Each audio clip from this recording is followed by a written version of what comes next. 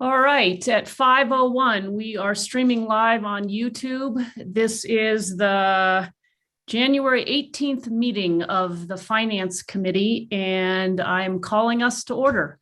So if we could get a roll call vote. Yes, definitely.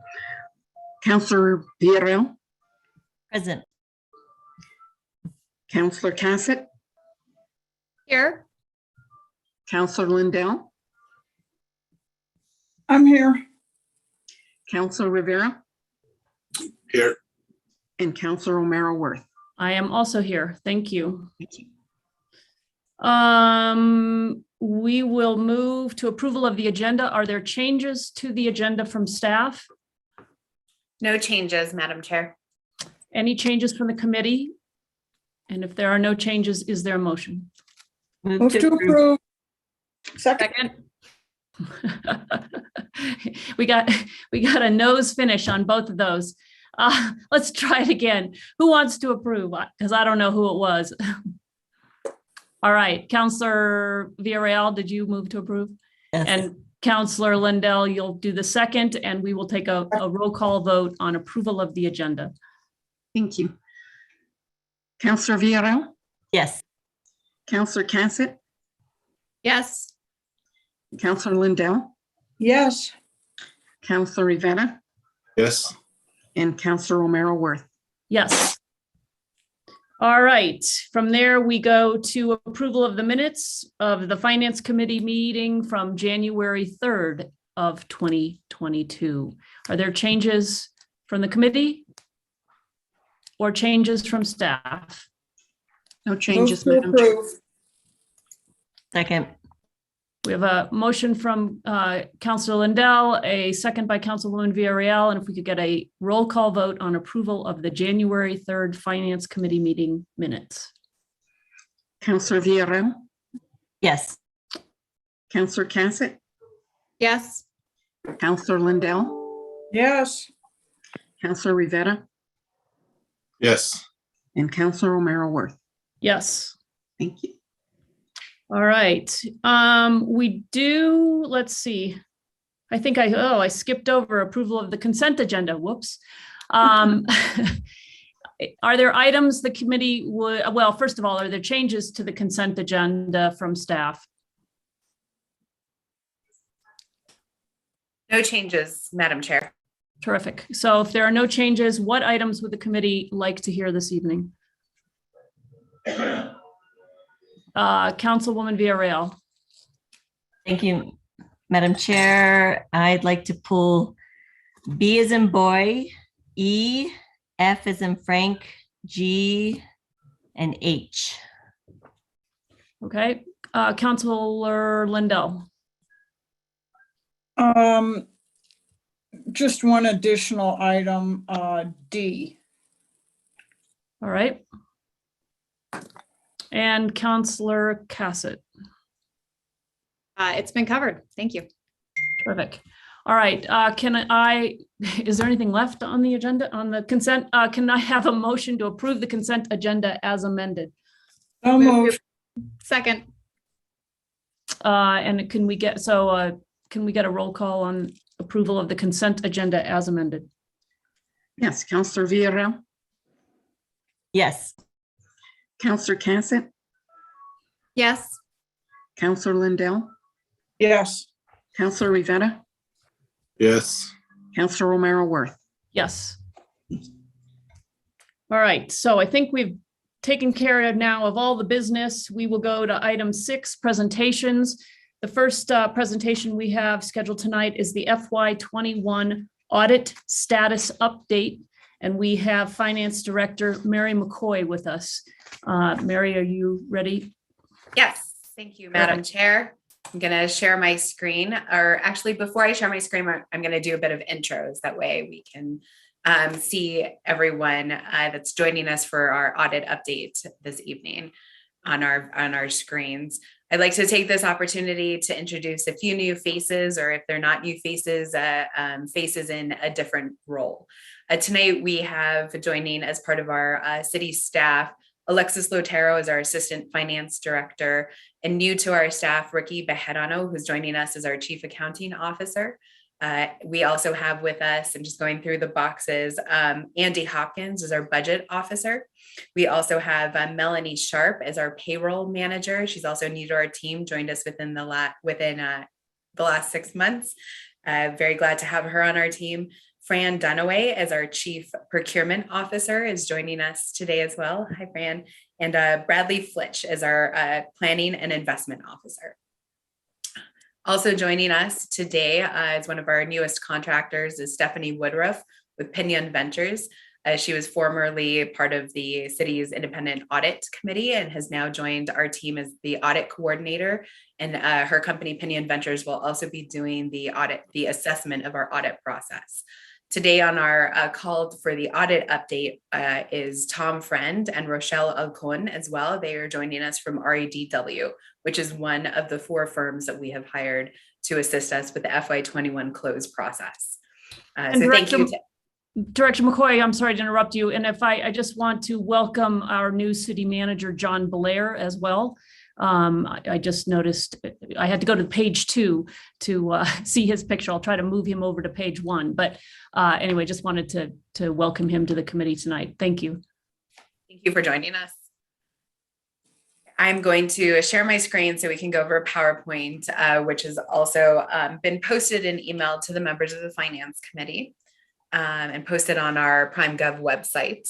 We're going to be going through our action plan update as well as a status update of where we stand with FY21 audit and close process.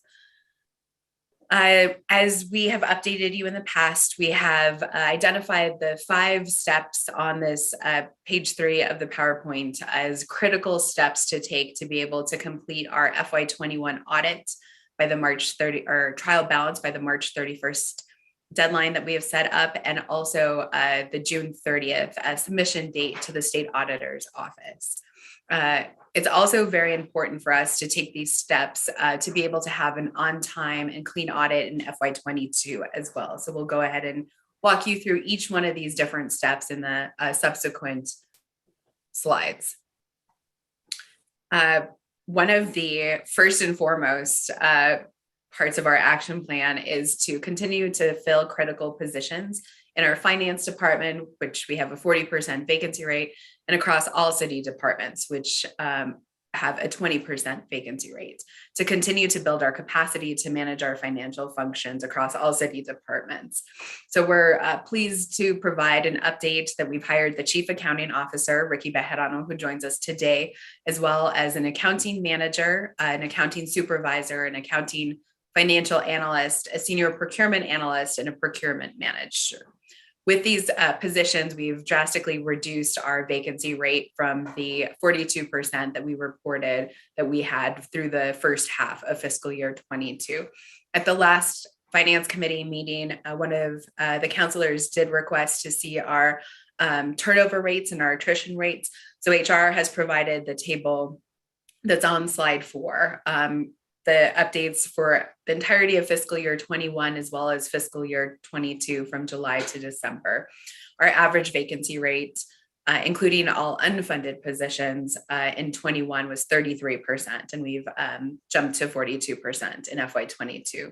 The number of separations we had in 2 key positions in FY21, one person moved to another city department, was promoted to another city department, and another person left to move to the the county of Los Alamos. The current year, as we have mentioned previously, our accounting officer left in July of 2021, and that position has been vacant for the last 6 months, even though we have posted that position a few times. The average turnover rate in both years is calculated by HR is at 3%. I'm happy to have with us today Ricky Bejarano. I'm just going to go over, brief intro, and he's going to provide some more detail and introduce himself to you. Ricky is a CPA. He has over 43 years of experience. He has a wealth of experience in working with our college system as well as state government. And Ricky, if you want to say a few words now. Thank you, Mary. It's a privilege to be here. Going over my background, most recently, I was at Northern New Mexico College. You may have read about them in the paper. They had a huge embezzlement. And that was back in 2017 when it was finally uncovered after 6 years. And I've spent the last 4.5 years there working them out of a disclaimed audit. This is work that's very familiar to me. It's been joked by a number of forensic reviewers or accountants that most people either run away or run out of burning buildings, and I have the tendency to run into them. So this is a task that I welcome, especially because it's now in the place I call home the last 20 years. I feel I can make a huge contribution to this. It's not daunting to me. I think the idea of going in, helping the organization to move forward, it's already on track to move forward. I think staff has already done, especially Ms. McCoy has done an incredible job of bringing us to the point we're at. And now we just need to get over the finish line. I think what she mentioned earlier, that while we're working on clearing out the 21 audit, we're also, our goal is to simultaneously or concurrently work on the 22 audit so that it is on time. That's our commitment. That's been Ms. McCoy's charge to me, is that failure is not an option. We will be on time in 22. I started in accounting. I've been in accounting, auditing, tax or tax audit since 1978. Right out of high school, I started as an accounting clerk. As mentioned, I'm a CPA by trade. I'm also a CGMA, a Chartered Global Financial Manager. And I also hold an AICPA certificate in internal control processes and procedures. And with that, I'm happy to stand for any questions. Thank you, Ricky. Again, we have definitely added some muscle power to our team by having Mr. Bejarano join our team with all of his years of experience, particularly in the areas that he has identified. In doing his reference checks, Ms. Lotero called around to the who's who of finance and accounting professionals in the city of Albuquerque and in other at the state of New Mexico. And she was very happy to report that Ricky is known as the fixer, as he mentioned, the person who runs into burning buildings. So we're definitely glad that he's on board to assist us as we're carrying through with our corrective action plan. The next part of our action plan is to contract with an audit coordinator who will be responsible for coordinating on-site with us day-to-day activities, not only with all of our department staff, but also with the contractors that we have hired. So we're very happy that Stephanie Woodruff is joining us today in this role. This contractor will provide our technical and business and project management expertise by managing the day-to-day and to make sure that we've completed our trial balance by March 31st.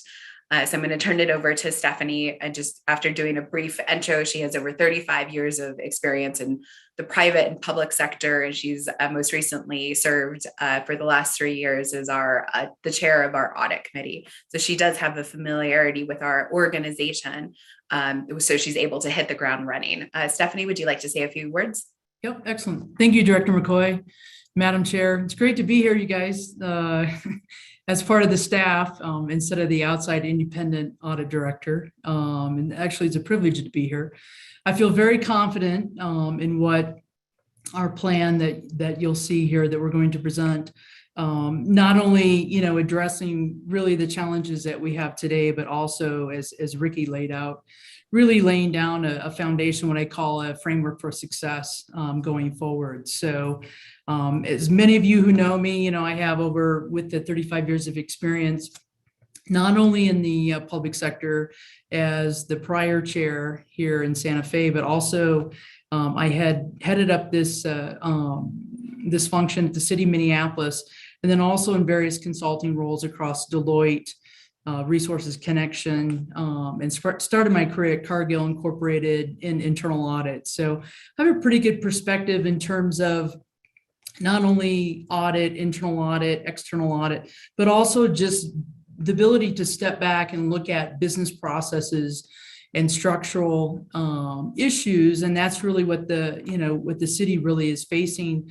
I think over my last 3 years in my role as an outside director, coming in, we were really challenged with all of the issues with the McCard report. We were challenged with turnover, and then we threw in the pandemic. We really have not had an opportunity to really step back. And Mary, if you flip the slide here, a big part of my role is, not only in coordinating the FY21 audit, but really the importance here is the ability to take all of that information, the institutional knowledge that we have. And part of my role is going to be sitting down with the department heads, sitting down and looking at enterprise-wide, really where are the gaps here, and looking at how can we streamline and improve this process when it comes to system changes, process changes, and any structural changes. The implementation of the new system was massive. I mean, it's taken us a few years. This is really going to be the first year, not only doing a full audit of that, but also looking at, how are the department heads, how are the departments really using that system, and how can we drive those processes and improvements throughout the system so that, we get to that month end close, so that when we get to December for FY 2020, that we will be on time for an audit. And that's our commitment with this team. So I'm very excited to be here. This is my second week. And I'm confident in the REDW from an internal audit perspective. I know that they have their marching orders, and I think over the last 3 years, we laid a good foundation for Jessica and Caitlin and the team to continue. And I know that they're presenting tonight. So, it's a holistic view, and I'm happy to be here as part of the internal team. So thank you. Thank you, Stephanie. Again, definitely adding to our muscle power with Stephanie. The organizations that she's worked for, including Deloitte and Cargill, are world-renowned organizations, and her experience in internal audit, external audit is really going to be of benefit as we are planning for not just to complete the FY21 audit, but to take the corrective steps, that framework for success that she mentioned, to set us up for on-time audits and to reducing the number of findings and the severity of findings that we have. We look forward to her working not just with the finance department, but across all city departments to assist us. One other important piece about this is Stephanie will be engaged in reviewing the systems, processes, structures, as she's mentioned, and providing us an assessment and some recommendations for how to improve. With that, we do plan to come to the city council to make those recommendations on how we can improve in the future. The proceeding and our city manager has spoken to this in a few of the meetings that we've had internally. He has identified, along with the mayor, that proceeding with a unified whole of government effort that prioritizes both our accuracy of our financial statements as well as the timeliness. Having an on-time submission for our 22 audit is one of the top priorities for the staff. To that, we have formed a special focused audit team for both finishing 21 and for moving forward in FY22 to complete that audit timely and to continue to make improvements with the accuracy. The departments are listed on here. We will be relying on staff from all different departments and all different functions, from submitting timely, purchase orders to being able to submit reconciliations on a monthly basis.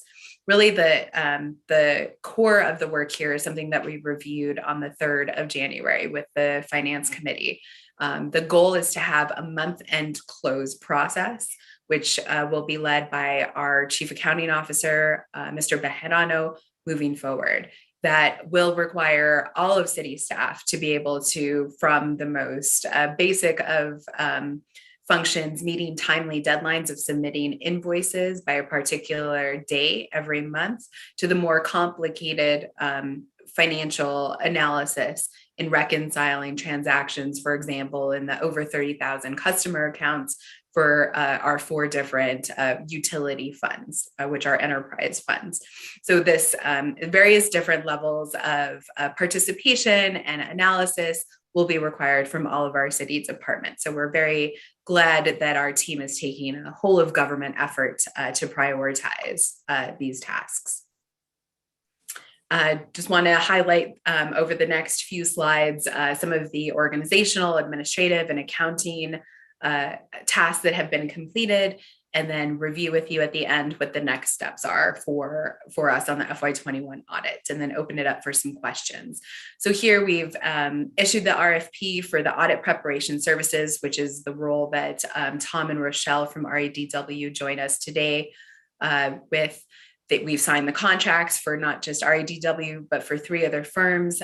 We've also signed the contract with CLA to perform our FY21 audit, and we're continuing. We've hired finance department staff, and we're continuing to hire staff. We most recently have posted our treasury officer position. So we're looking for qualified candidates that are willing to join our city team. If you know of anyone, that job is now posted. We have completed a few preliminary accounting tasks, including the preliminary trial balance from our accounting system. We've made sure that the account beginning balances agree to the prior year audited financial statements. And the team has also performed a trial balance assessment to begin to assign accounts, due dates, and people responsible to each of those 5,000 accounts across 70 funds.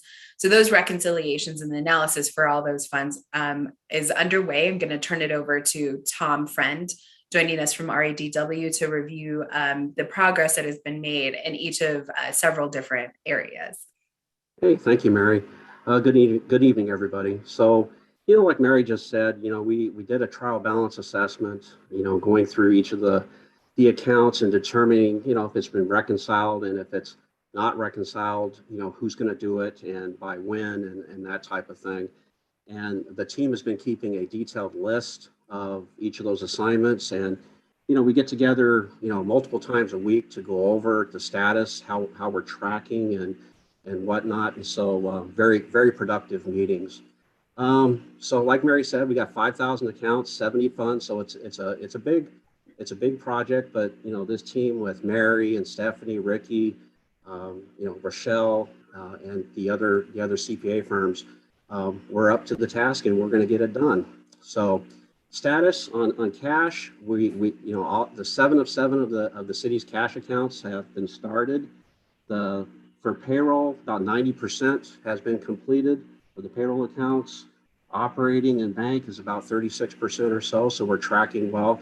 Just so that the audience understands, there is about 40,000 batch transactions that are being processed through cash. So it's quite an ordeal. A lot of effort there. As far as debt, that's been started. It's about $200 million in debt, made up of about 30 accounts covering both governmental and business type activities. So that's been started. The debt roll forward schedules will start next week. Investments, the staff has done a fantastic job. They've got the preliminary reconciliations completed, and we'll be going through those and reviewing those shortly. Under other, the workman's comp and general liability claims payables have been finalized. And then also the Buckman direct diversion submitted the March through June 21 billings to PUD. Mary, can you go to the next slide? Also, account reconciliations are underway, or been completed for significant revenue transaction cycles for GRT, property tax, MVD, fuel tax, and so forth. So those have been done. As of this month, PUD submitted its preliminary reconciliations for its major funds, including the environmental services, wastewater, water, stormwater, and utility billings. Accounts payable is underway. Again, there's a lot of effort that goes into this. So that's been started. Capital assets, that's about a $700 million line. So those preliminary schedules by the city staff have been completed. So you understand the magnitude of the capital assets of the city. I believe that there was 4,000 transactions or so forth that exceed $5,000. So there's a lot of activity that goes into capital assets, but those are well underway. Federal expenses for last year in fiscal year 20, it went from $4 million to 21 of $18 million. So there's a huge increase in federal expenditures, but that's underway. It'll be finalized once the search fund recorded liabilities and the accrued payroll reconciliations are complete. So we're tracking pretty well on that. So again, for the audience, it's a team effort, and it's under the leadership of Mary and Stephanie and Ricky. It's going really well, and also with the help of the other CPA firms and the city's finance department staff. Thank you, Tom. Now, finally, where do we see ourselves in the next 6 months? From January to March, we have committed to weekly status update meetings with the mayor and the city manager. We've also committed to providing updates to the finance committee and the governing body. We've also, in the memo that was released to the Office of the State Auditor today by the mayor, he's also committed to making regular updates to the OSA as well to inform them of our progress. We had a very productive meeting with the Deputy State Auditor on Friday, where she gave us many recommendations, including this, team effort, being able to leverage the contractors as much as possible to be able to aim towards a sooner delivery date for the audits, sooner than June 30th. We will continue our reconciliations and making all the correcting journal entries. Our focus is, of course, as always, to correct and reduce the severity of the findings for the prior year. And then finally, as Ms. Woodruff went over, she will be conducting the assessment, and we will be presenting recommendations, implementable recommendations on how to improve this process, how to improve our systems or the structure as it relates to the close process. On March 31st, we do plan to submit our trial balance and our schedule of expenditures of federal awards to our auditors. We've also started meeting with CLA as our external audit team to plan for the resources that will be needed both on part of the external auditor as well as the city staff for the April 1st to June 30th timeframe. So our target is to have the external audit completed and submitted to the OSA on or before June 30th. So with that, Madam Chair, we do stand for questions. Terrific. Councillor Lindell. Thank you, Chair. Thank you to Mary for the presentation, and welcome to all the new folks working on this. I think that's terrific. I had a chance to meet Ricky in the office the other day. You're a terrific addition to our team. Thank you very much. Just a quick question on the presentation, FYI audit status update page. The bottom of that page, and I asked about this at the last meeting. It says, as of January 2021, Buckman Diversion, they submitted the March through June 2021 billing. I'm actually assuming that that is supposed to be January 2022. They couldn't have submitted the March to June billing in January. You see what I'm saying? Madam Chair, Councillor Lindell, yes, you are correct. And, I'm the world's worst proofreader. I can't spell cat if you spot me the C and the T. But my point was, I talked about this at the last meeting. It's very, very hard for the finance and the audit folks to get their work done when they don't have the submitted data from other departments. I know that you're the finance director, but you don't have direct authority over other departments to get that data and information in. So if we're getting the March to June data in January, I mean, it's 6 to 9 months late. And I've heard a lot about Buckman hasn't been able to do what they need to do because the audit wasn't done. Well, sounds to me like everybody's got their own little part in this. And I think that what I'm seeing is we recognize that this audit's been late. We've been delayed for a lot of different reasons. And I just think that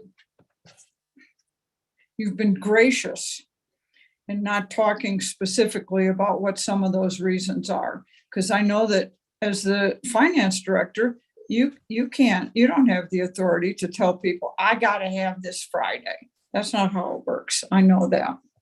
But I do have a couple of, that was a comment. I don't need an answer on that.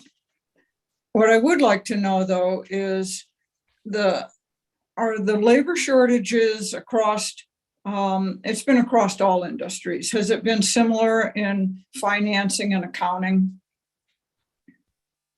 Madam Chair, Councilor Lindell, yes. That's something that we've talked about with our colleagues in other cities. I see Ricky is nodding his head yes, and I know we've talked about that with our REDW team as well. It has been extremely difficult to recruit for accounting and finance positions. For example, we had to advertise for a few rounds for the accounting officer position. And I think it is, challenging on multiple fronts. I think we're competing with private companies like REDW or Clifton Larson Allen to attract top talent. We recently advertised a risk manager position.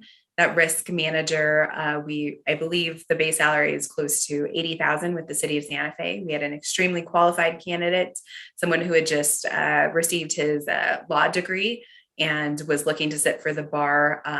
Unfortunately, that person was in his current job was making $130,000. So we weren't able to recruit him into the role. Extremely qualified, talented person that was very interested in coming to work for the city of Santa Fe, but we weren't able to be competitive when it came to salaries. So we're trying our best. We are activating our network, our professional network, to be able to recruit people. I think the city does have definite advantages because of our very generous and rich benefits program. Of course, para is also an added benefit if you're coming to work for the government. But we've definitely had challenges along with our colleagues in the private sector in recruiting for these positions. Well, I think you make a good point, Ms. McCoy. We can't expect to get absolute top talent. I mean, I know we're nice people to work with, and we do have a good benefits program, and but we have to have a competitive pay rate on this. And I think that that's one of the things that is going to be incumbent upon you to help us find what those competitive pay bands are, because I have no idea. And I think that it's really important, because although $80,000 may seem like, oh boy, that was a really good job. Well, someone making 130 is not going to go to 80 just so, I think you said it was a he, so that he can hang around with us. I think that we really need to know what those competitive pay bands are, and I'll be looking to you to help us determine what that is. Have other municipalities been late with their audits, or other government entities? Madam Chair, Councilor Lindell, yes. Speaking with some of my counterparts in other local government jurisdictions, they have also been late with their audits. Yes, I don't have a complete listing for you, but just as again, and speaking with my counterparts in other jurisdictions, I can affirm that they've also been late in the last few years. Have they gotten letters from the state auditor also? Madam Chair, Councilor Lindell, I cannot, I unfortunately do not know the answer to that question. That information would be a great question for our state auditor. Okay. You know, this was a good presentation tonight, and I think that it's really clear that everybody is pushing really, really hard to get this done. And these reports are helpful, and let's just continue to push and onward and upward with this. I think that the effort really, really shows. Thank you very much, Madam Chair. Thank you, Counselor. Counselor Cassett. Thank you very much, Madam Chair. Thank you, Director McCoy, and thank you to everybody who is here and took part in the presentation. Ricky and Stephanie, very excited to have you both on board and really helping us work through this. Quick follow-up on recruitment.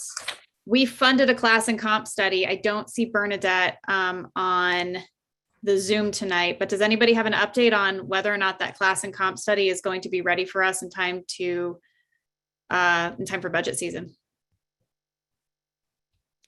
John, do you happen to know? I know you're, hate to throw you on the spot right now. I know that you just came in. Councilor Cassett, Madam Chair, I understood about 4 of the words you just said, but I will connect with you after and I'll work with the relevant folks and get a readout for you, okay? Okay, wonderful. I mean, I think that would be really helpful, that as we are looking forward to setting us into the next fiscal year of making sure that we have everything in place. And a large piece that is our responsibility is setting up that budget and appropriating dollars to make sure that we are attracting the talent, that we're funding the positions that we need. So another question, that Sig mentioned about mentioning BDD, and we know that one of the problems that we've been seeing is coordination across departments, across the city, to make sure that we're getting everything in on time. As Sig mentioned, Mary, you are the finance director, but you are not the only person that is a part of this entire operation and a part of this audit. So I'm really curious to hear how we are going to be improving that coordination. What is going to be put in place to make sure that across departments, finance is getting what they need in order to move forward and get an audit in on time? Dr. McCoy, can I take that? Yes. All right. Madam Chair, Councilor Cassett, thank you for that question.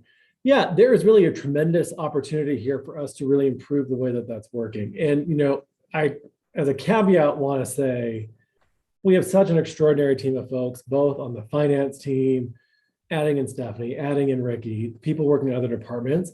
And so it's really just helping everybody work in the same direction. So some of what we're going to be doing is bringing together the leadership of all the reporting divisions with Mary's team, with Councilor Director McCoy's team, to talk about ensuring that the staff who need to be reporting to the finance department every month have the training they need, have the support they need, that they have a contact they can go to if they have a question throughout the month to make sure that they're getting it done.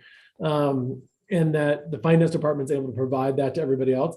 At the same time, you get me, who is going to be on a direct dial when I hear from Director McCoy that we're missing numbers from X and Y and Z departments, that frankly, until that work is done, that should become the #1 priority for those department directors. This is not a joke for the city. This is not funny. This is not, hey, let's let Mary, she's not the life serial kid. She's not the one that gets the blame when we just pass them off to her.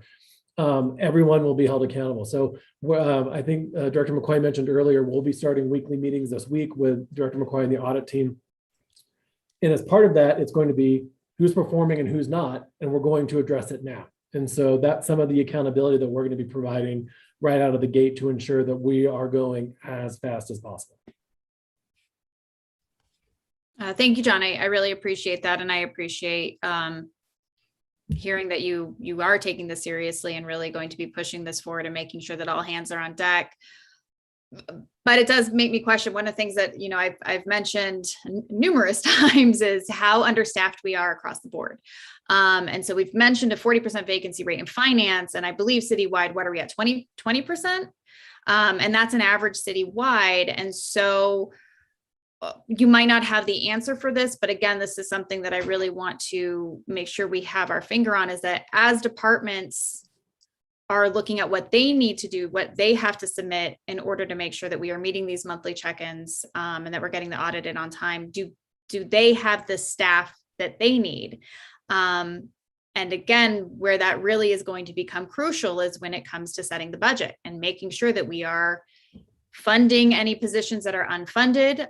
If there are positions that are funded and currently vacant, this is where this class and comp study comes in, and making sure that we are paying competitive rates.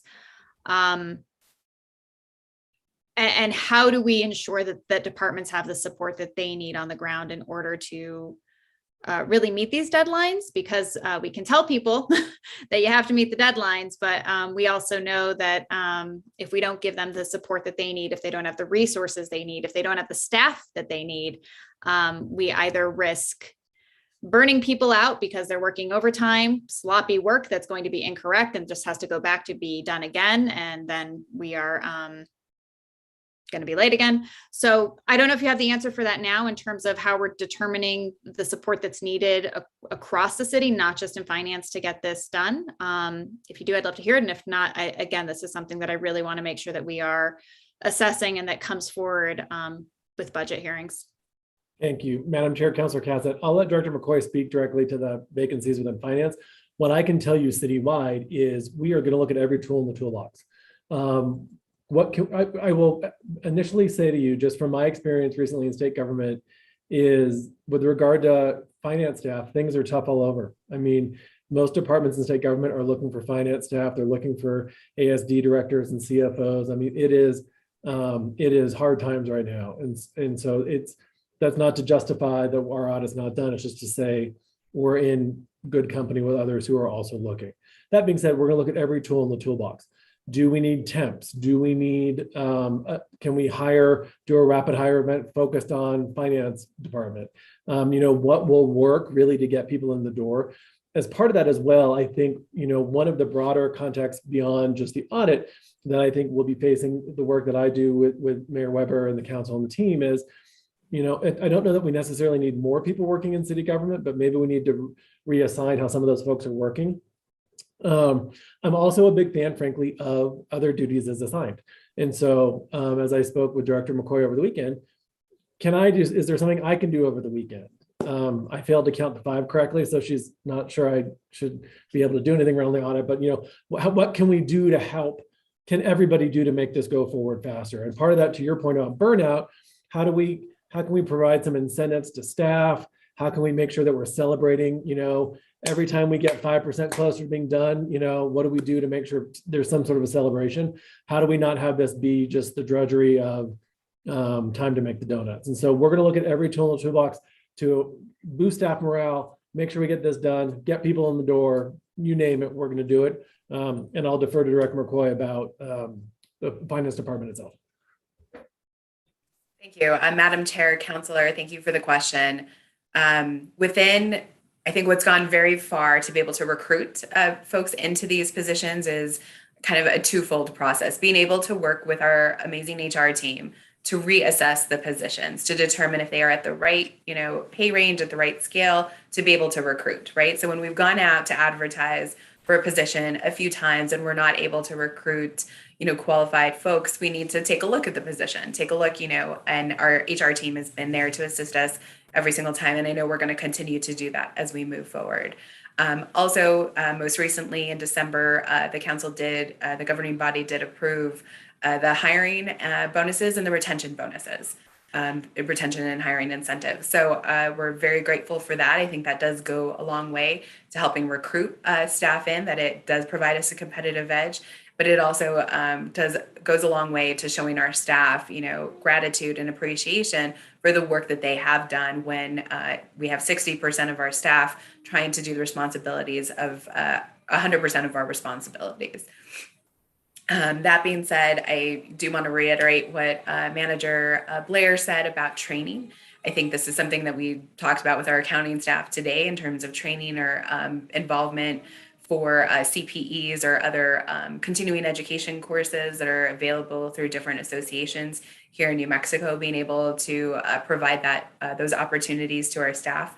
So we're excited that Mr. Bejarano is part of our team and can assist us with providing that training. He was an instructor for about 9 years at the college. So we're grateful to have someone who's able to serve in that role, to do some on-the-job training, but also with the network and the connections to be able to identify those continuing education courses. Because at the end of the day, we want to be able to set everyone up for success, whether you've been on the job for 5 years or you're just recently been hired onto the city. We need to give you the tools and the training to be able to be successful in your job. And again, we have hired temp positions to be able to assist us with various functions to be able to complete them within the finance department. And we, look forward to providing those opportunities to other departments. And very grateful to, staff in departments who are completing these assignments, day by day, working sometimes in their different departments, filling a job that's vacant, next to them. It's 20%, 40% is pretty drastic, 20% is equally as drastic.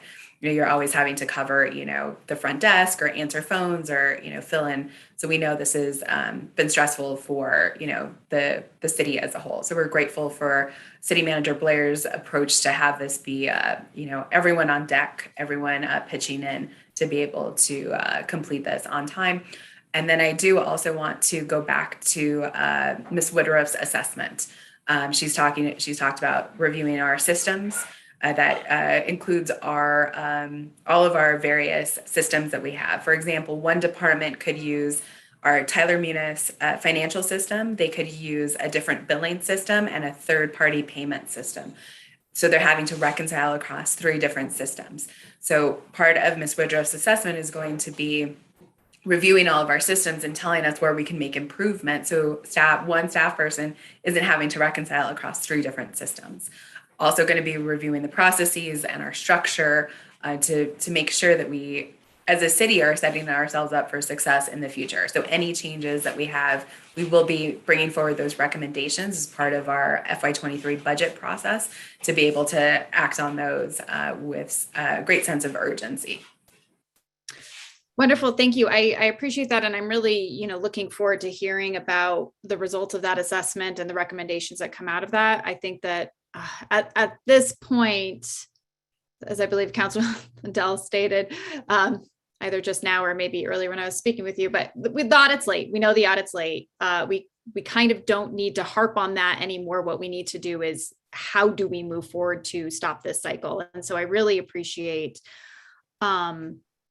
this conversation and the thought that's going into it and the work that's going into it. And I just want to reiterate something that I had said, I believe at our last committee meeting when we were discussing this, is it very much is that just because we have a vacancy rate, that the work is not getting done. And I think it's really crucial that we recognize that the work is getting done by less people, which means that it's taking longer because they have other jobs on top of this, as Mary had just mentioned, that right now they're trying to fill in. So I do appreciate the work that city staff has put in there, and that hopefully these coordination strategies, the assessment, are going to make this a smoother ride for city staff, so that they are better able to both help us get the audit in on time, as well as continue to do all the other very, very important work and services that we provide to the community. So just really want to recognize not just finance department, but staff across the city that are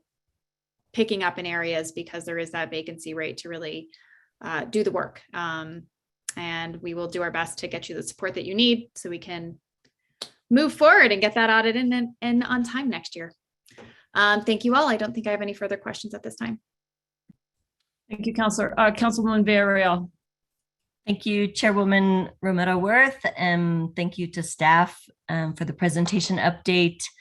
Just a couple of questions. Welcome to Mr. Bejarano and Ms. Sharp, and I don't think I missed any other new staff other than contract staff. Glad to see that Ms. Woodruff is, I think you said on contract, is that correct? To do day-to-day work with us, as well as the improvement of month-end close. So that's promising.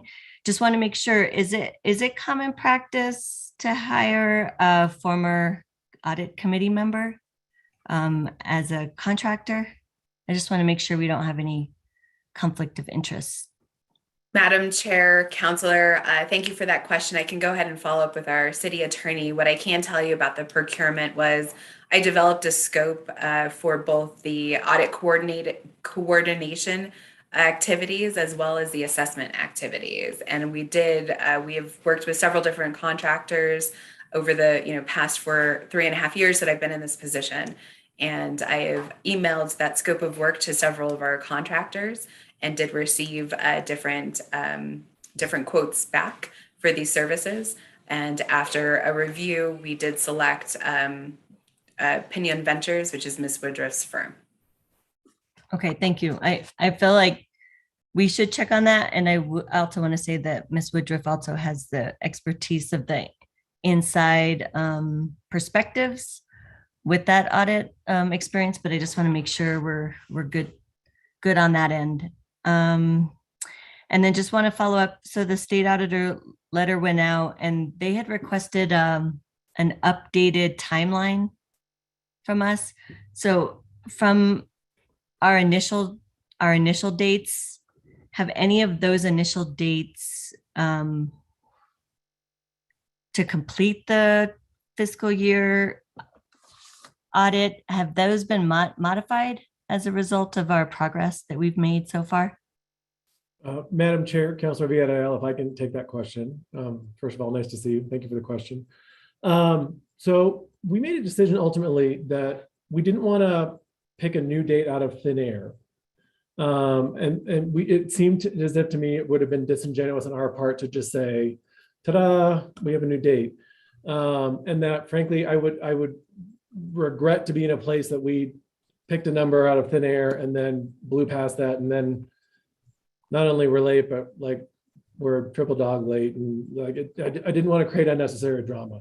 So what, both in private conversation with the deputy state auditor, the state auditor, and our letter, in all the activities that we've done, we've tried to convey that in a period of time, hopefully in the near future, we will be able to convey that those dates will be sooner than what were articulated previously by Director McCoy. But I didn't want to, I want to let what we're doing, this new team, new folks that are coming on board, our attention to it, our focus, our getting everybody on board to do that. And so that's why we didn't put in a new date, but did explicitly try to convey they should expect it will be before what was in the previous letter. Okay, and then as those, if those dates do change, hopefully sooner than later, but those will be updated to us as well as the state auditor, correct? Madam pardon me, Madam Chairwoman and Councilor Villarreal, I'm overly caffeinated at 6 o'clock at night. Yeah, I think that part of what we're going to work with Director McCoy's team is about having sort of an actual timeline of when we believe things are going to be done. And as that gets updated, I assume that would be part of the report that Director McCoy and her team, the audit team, are providing here at the governing body. Great. Okay, thank you. And then former city manager, our former city manager presented us with a breakdown of contracts above 60,000 over the last 3 months. And I was looking at that before she left, and we didn't get to discuss it further, but the contracts totaled about $811,000 of contract accounting support. So I'm wondering if that's over a 3-month period. And if you don't have the answer right now, that's okay. But if someone could just let me know what is our balance right now in terms of contract auditing and other accounting services up to date. I know some of them, I think, were beyond the 3 months. They were like maybe a year contract.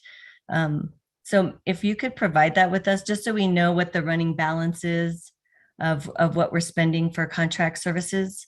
Because I know there were some of my colleagues wanted to see everything possible that we could do and put contract folks on our payroll, but I am also wanting to know, like, what are we having to spend to do that? So if you could provide that with us, that would be helpful. Madam Chair, Councilor, yes, I'm happy to provide that update. The report that the Madam City Manager gave on a regular basis to the governing body did include all of the signed contracts.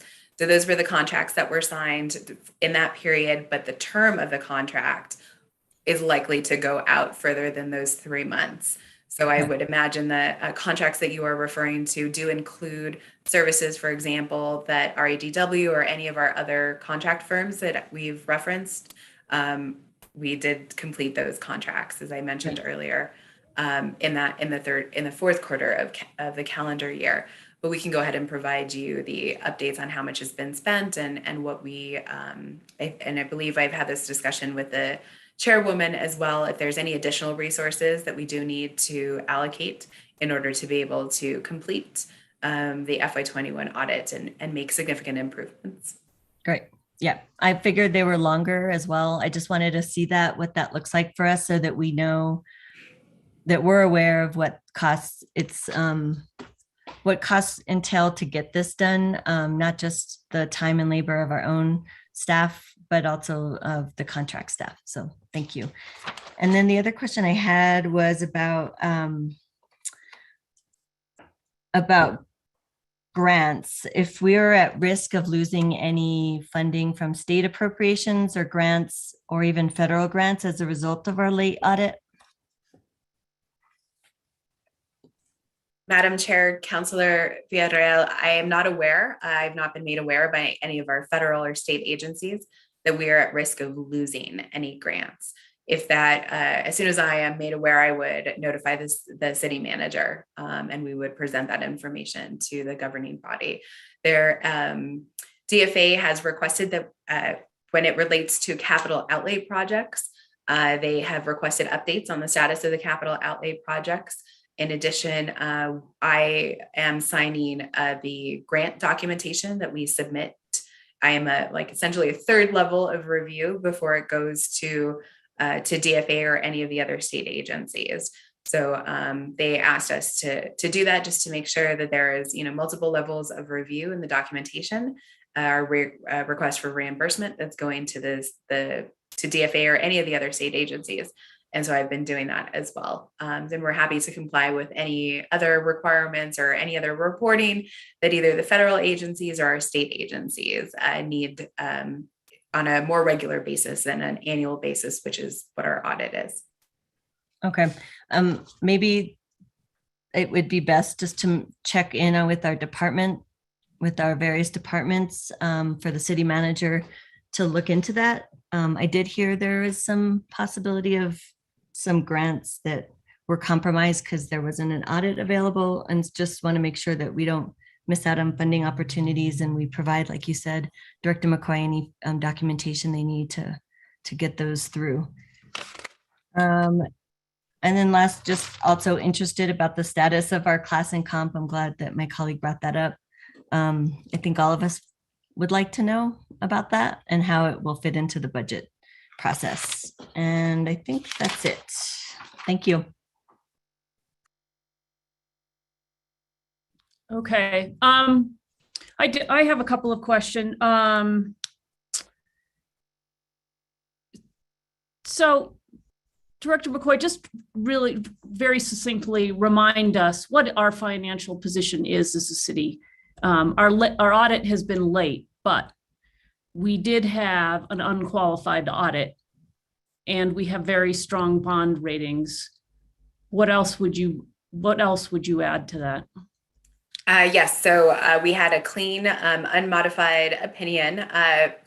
The last time the city had a qualified opinion was in 2017. And since then, we have had a clean, unmodified opinion. In addition, as you referenced at the last presentation, at the last update, we have recently received an affirmation from both S&P and Fitch to our strong bond ratings, a AA+ and a AA. So we were extremely happy to report that. Particularly, that's not necessarily the case for all local governments after having weathered the decrease in revenues throughout the pandemic period. In addition, we do have a net improving financial position as we reviewed on January 3rd from 2019 into 2020. which was the last full year reviewed, we saw an improvement of 13.5 million across governmental and enterprise entities. So that's the type of data that folks look at when they're actually reviewing our financial statements to understand if an organization is doing well, improving, declining in their financial performance. That's really a good question, a good facts and figures for us to have. And grantors are likely to look at that as well when they're making decisions and, awarding money. Madam Chair, yes, that is correct. Okay, and so that's a good thing for us. Yes. So I guess I want to underscore that.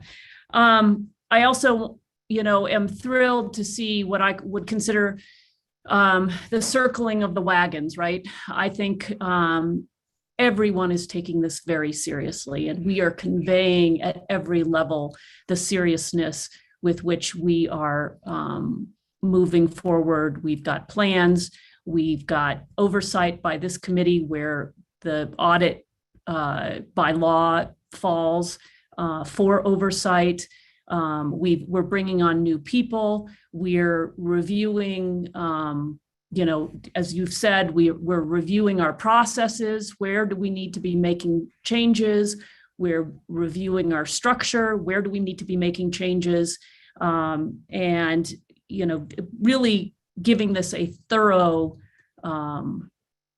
workover so that not only are we going to address the problem with being late this year, but we're going to put ourselves in positions so that we can be on time in the future and correct the things that need to be corrected in order to get us there. So there's nobody here saying, well, we were late last year, so we're going to be late this year and we're going to be late next year. Nobody's saying that. Everybody is like full court press. We're going to do what's necessary to get this done. We are giving all out effort for this. And I see this at every level. And I think it's really important that this is the attention that's being paid to this, from the mayor to the city manager, to this committee, to the staff, and to all the directors across city government. And I just want to say thank you, because I think the seriousness is being conveyed and was succinctly put to in the letter to the state auditor as well, and that should put us in good stead in terms of moving forward. So I guess that's a comment. I do want to, as we go forward and we have these presentations, and we've committed to doing them very regularly, probably every meeting, every finance committee meeting, every governing body meeting. And I hope that, we don't get into, delve into just minutia that's like makes everybody's mind spinning, that we can keep them at levels that they're meaningful. And I don't know if you want to comment about the nature of the presentations that we will be getting as we provide oversight in what you're doing internally. Madam Chair, thank you for the question. It's always in our field, it's always a challenge to be able to communicate to folks that don't perform these responsibilities or don't have the training, or a licensure, and don't understand at that very detailed level all the minutia, right? All of the standards that we're upholding, how we're falling into compliance with accounting standards, federal laws, state laws, our local ordinances. So it really is an opportunity for us to be able to explain at the appropriate level, so the committee and the governing body feel that they are informed of what is going on, to be able to explain any key terms that we continue to use. What does month-end close really mean? What does a reconciliation mean? Right? But also not to provide a level of detail that just, would bore someone or We understand that the committee also has other matters that are extremely important. For example, our police evidence audit that we're going to be hearing about tonight as well. So we also don't want to detract or take too much time out of the business of the committee, but we do want you to stay informed. So the level, a few of the slides today did provide updates about what was completed and, what the status is, 30%, 90% complete. And so we hope to continue to provide you useful information to be able to put into context the complexity of what we're dealing with, but the number of transactions that have been reviewed, the dollar amount that has been reviewed. So you understand that from committee meeting to committee meeting, that there is progress that is being made by our city staff as well as the contractors. So we do welcome any feedback from the finance committee, since you all are the ones that hear and are most familiar with the work that we do, since you hear from us every 2 weeks on, if it's too much detail or if you need a different level of presentation going forward in the future. Great. And I see the city manager has his hand up, so I'll go to him. Thank you, Chairwoman Romero Worth. My goal is to provide transparency and confidence by the council and the public in the work that we're doing without unnecessarily forcing your meetings to go till 2 in. And so the goal to thread those two options there is that I think similar to you, Madam Chair, not interested in seeing us relitigate that we're late at every single update. That would be a disincentive for me to want us to continue to provide that level of transparency and accountability. But it's just to make sure that the audit team and the finance department can let you all know, here's what's happened in the last 2 weeks. Last week we were 60% done, now we're 72, and to give those sorts of updates so that that we're on it. And frankly, it provides a check for the team here to ensure, well, we know we have a finance committee next week. We got to make sure we can't go back and say we've gone backwards or we didn't get anything done, and so that's the goal without causing y'all to have to stay up till midnight. So that's sort of the middle road we're trying to run. Right. And I appreciate that. And just, I think it's good to just maybe state that that's what we're trying to do. Right.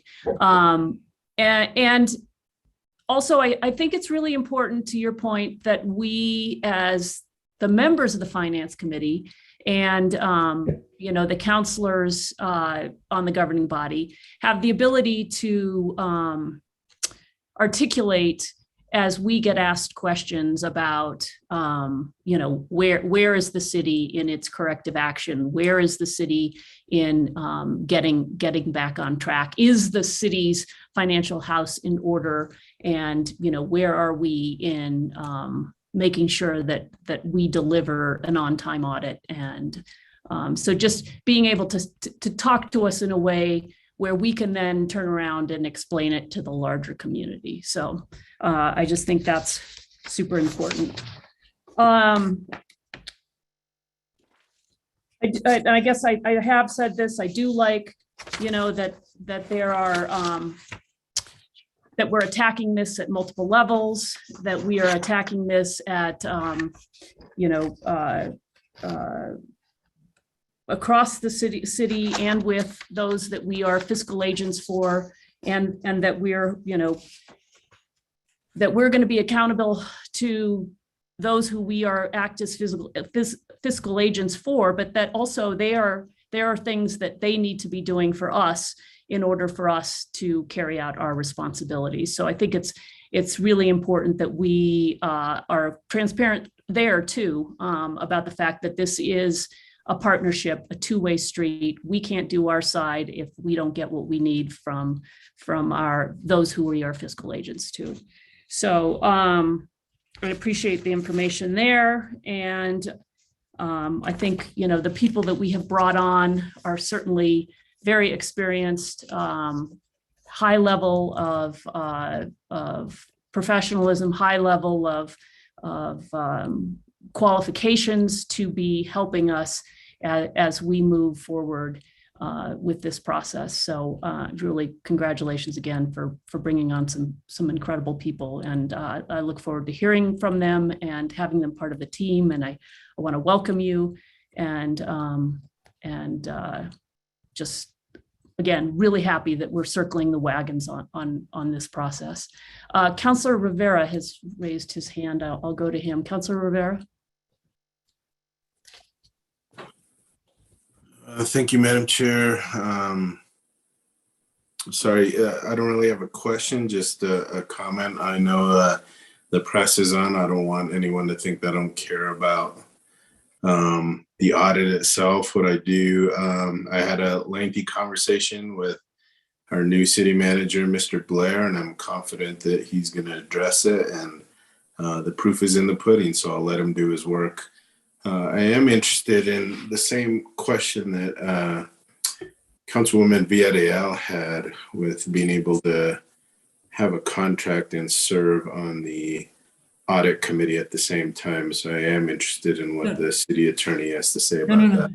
No, sorry. My 3-year term expired in December, so I'm no longer on the audit committee. So Oh, okay, great. I told the judge that I would be reappointed, but then, given all of the challenges, I reconsidered. And when the scope of work came out, I said, well, I'll put a proposal together because I think I'm the best qualified. But yeah, I am no longer serving on the audit committee after my 3-year term. So, thank you, Ms. Woodruff. That Yep, wasn't yep. clear initially, so I appreciate you clearing that No, up. the issue would be if during this review, if I'm doing, because I mean, I could possibly go back later on, but within this role, I am not doing any accounting entries. I'm not doing any work that would put any type of independence. And I take this very seriously, all my years at Deloitte and other organizations, where it truly has to continue to operate. If we do bring on I think there are 2 vacancies on the audit committee, on the internal audit committee right now, that the judge and the members are actively looking for. But yeah, I am completely, even in tonight's presentation, with the last internal audit, even though it was still under my purview, I'm not involved. That's REGW, Jessica and Caitlin. It's their ball game now. So I'm no longer. Thank you. involved. Thank you for clearing that up, Ms. Woodruff. Appreciate that. Appreciate it. Thank you. That's all I had, Madam Chair. Thank you. Thank you. We have heard from all the members of the Finance Committee. We do have Councilor Garcia here as a guest. Councilor, I will allow you a few minutes to ask questions or make comments. We do have a long agenda, so if it's something that we haven't already covered, that would be great. Sure. Thank you, Madam Chair, for affording me the opportunity to speak. We'll make it pretty quick.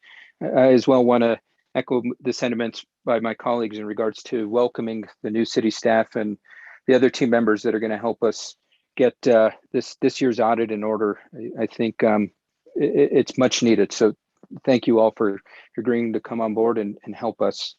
I do have 2 requests that I put forth last meeting, just because it will help not only, I believe, myself and hopefully other governing body members, but potentially the broader public understand where we are with the audit. And so the one thing I'd like to have during the presentation during the next governing body meeting is have what is left to do.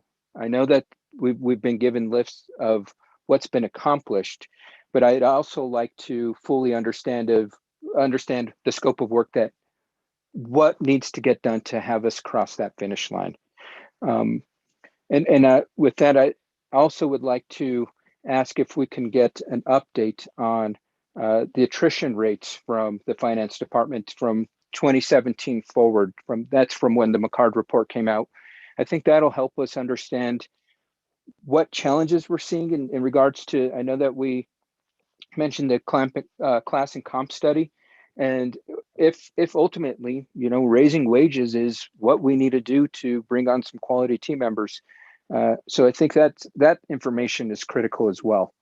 I do want to point out, one of my colleagues asked earlier, are we the only one with the late audit? I'm sure we're not alone in that company.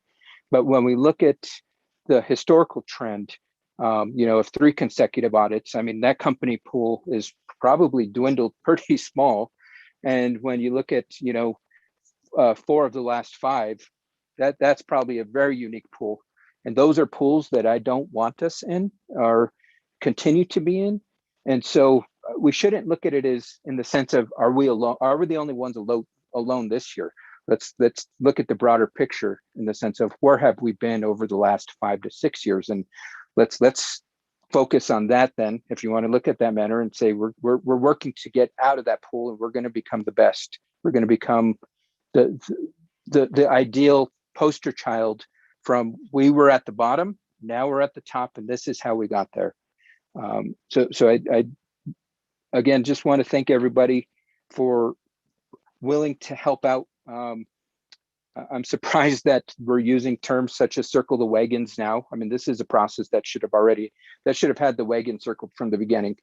But I'm glad that we're focused to get this done and on time. It's a priority, I think, of everybody's, as everybody's mentioned, and it's critical that we do not let up. We don't let our foot off the gas pedal.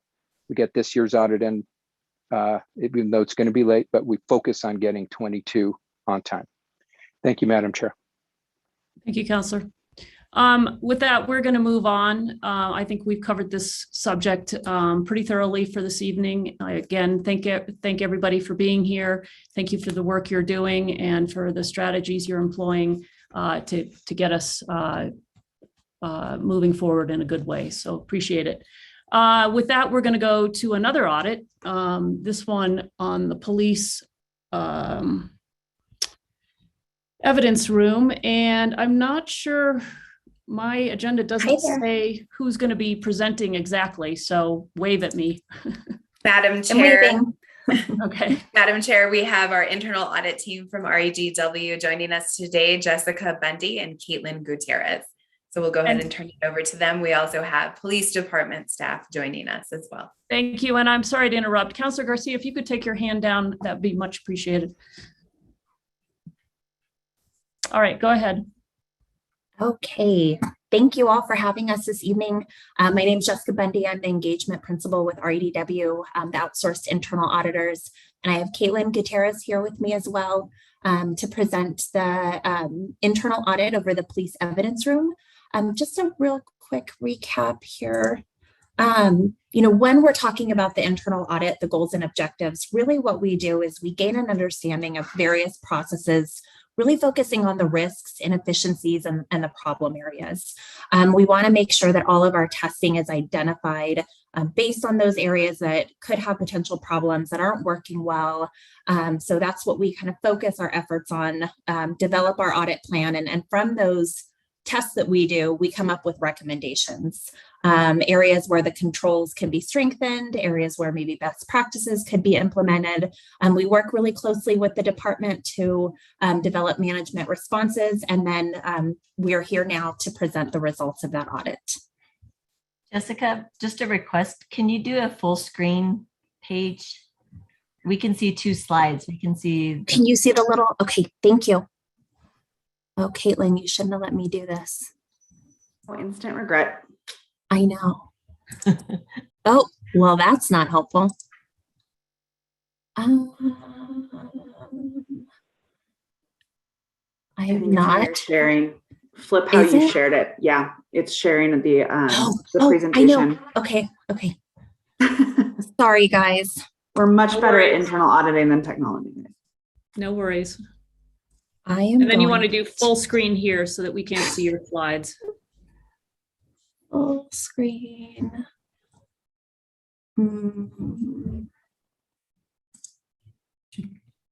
Nope, I can't. Are you guys okay if we just leave it like that? Is that okay? Can everybody see it okay?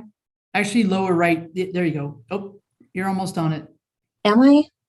Yep. Keep going. Oh, no. Keep going to the left, right there, to the right. One more over. There you go. There. Oh. It's popping to my other screen. Oh, okay. Sorry, all. There you go. Is that better? Let's do it that way. Okay, Caitlin, go ahead. All right, perfect. Hi, everyone. I'm Kate Gutierrez. I'm the internal audit manager. So what I want to start with is just the key areas that we looked at with this audit. With the report that you have, it goes into more detail about what specifically we did within each of these areas. But to kind of just give some history, I think that's really important to this audit is, as we all know, there were some pretty critical issues with the police evidence room historically. And so back in February of 2020, the police department had released a corrective action plan that really detailed out how they were going to get ahead of this. And so when we were forming the basis of the internal audit, we said, hey, we're going to go in and audit them to that corrective action plan and see, are they actually making that momentum? Are things moving forward? Are those action steps in place to really get ahead of this? And so that really formed the foundation of what we did and the motive behind what we were looking at. As we were getting understandings with the department, some of these areas scoped into the audit as well, based on things they were telling us that, hey, we're experiencing issues here. Can you look at it? And so we were able to really build a comprehensive audit over the evidence room.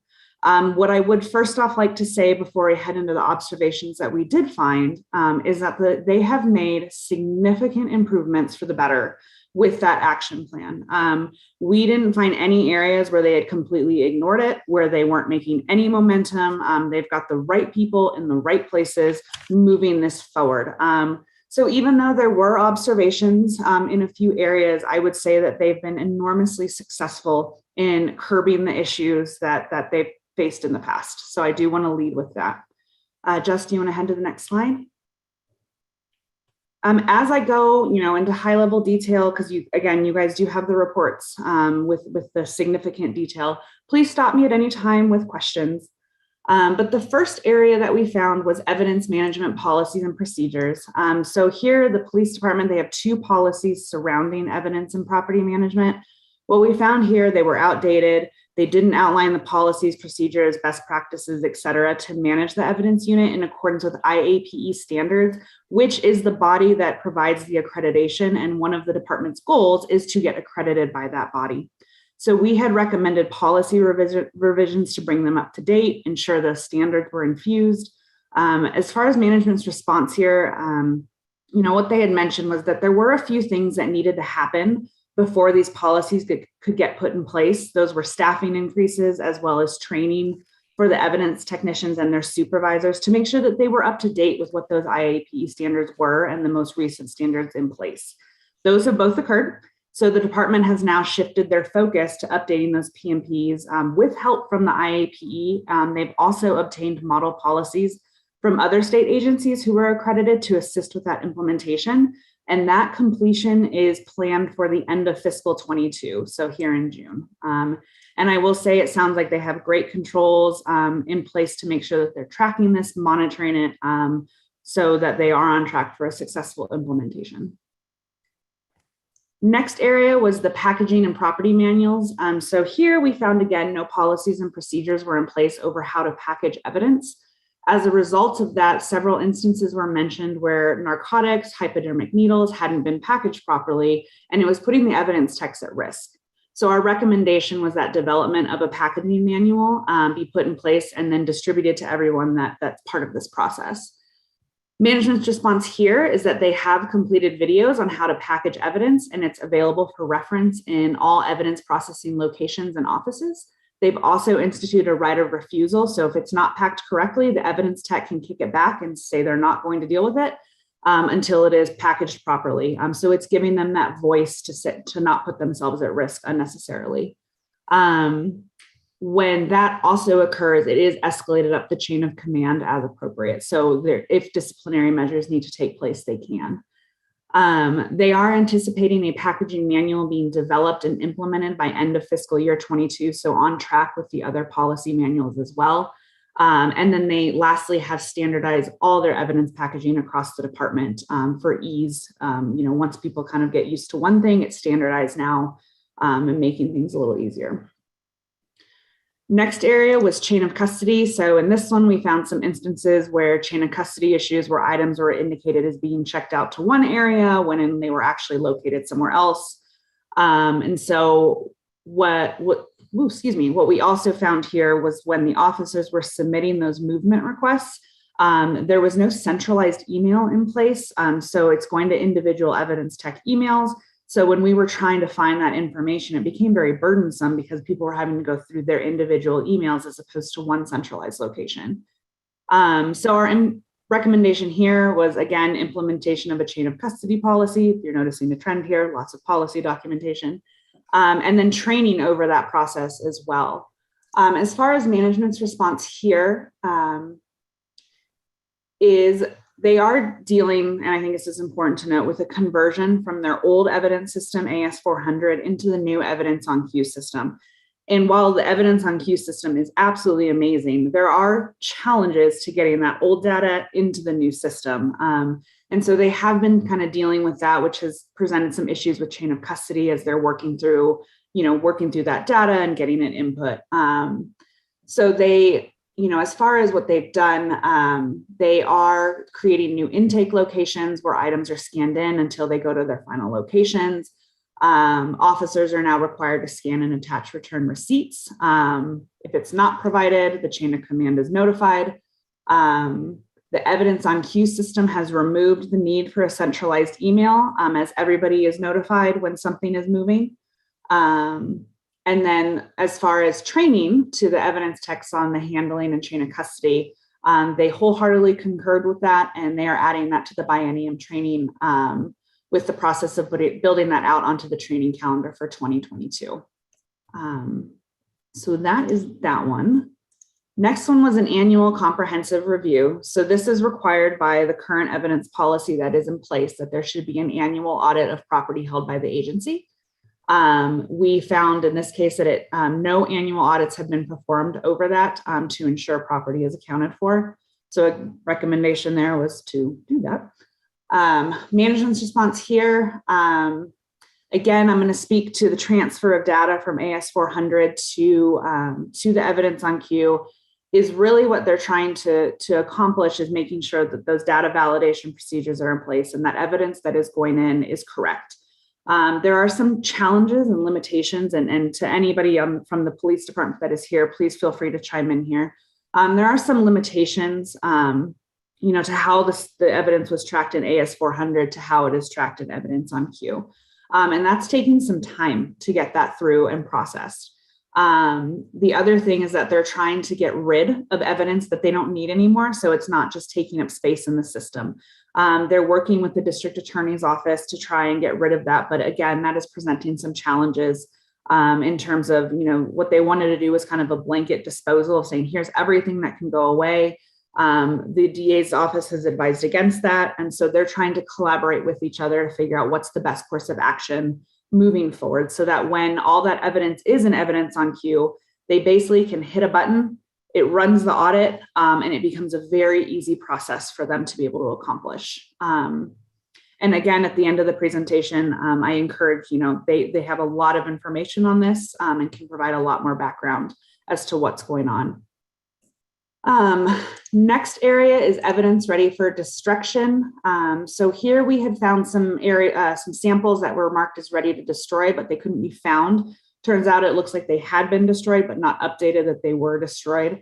So our recommendation here that destruction evidence should be kind of audited periodically to make sure that it's all there and hasn't walked away somehow.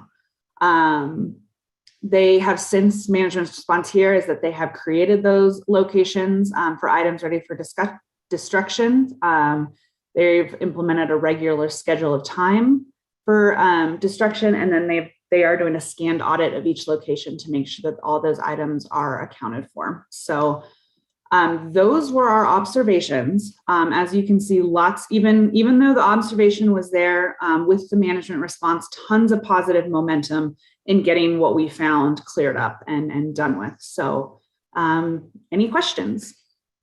Great. If you could stop sharing your screen so I get all the Hollywood squares back on the page, that's helpful in terms of seeing who's got their hand up and who's got questions. So, Director McCoy, are we hearing from anybody else, or are you ready to go to the Finance Committee? We are ready. Okay. Councilwoman Villarreal, your hand is up. Thank you, Madam Chair. Just wanted to thank the auditors for this thorough report. It was very helpful, especially since we've been in that process of corrective action for the evidence room. And so I think that was helpful how you broke it down in different sections. I had questions in each section, not in detail, but more about, I think what was helpful is that you had the situation, what was the potential risk and recommendations, and then the management response. So for the first one about policies and procedures, I just wanted to clarify first from staff. It says that we anticipate the policies and procedures to be completed by end of fiscal year 2022. So we're saying, I don't know, when I hear that, I think of next year. Or are we talking about, maybe you could elaborate the time frame for that? Madam Chair, Councilor Villarreal, so we're planning to try to have the policies done and the manual done prior to July 1 of this year. Okay, so July of this year. Okay, that's helpful. I was getting confused when you said fiscal year 2022. I was thinking, do you mean 2022, 2023? So that was helpful. So that also applies to the packaging and property manuals standardization process? Yes, ma'am. It's going to be a companion manual that'll work hand in hand with the policy to provide guidance on how to properly package and submit items for evidence. Okay, great. So I'll skip down to the chain of custody. And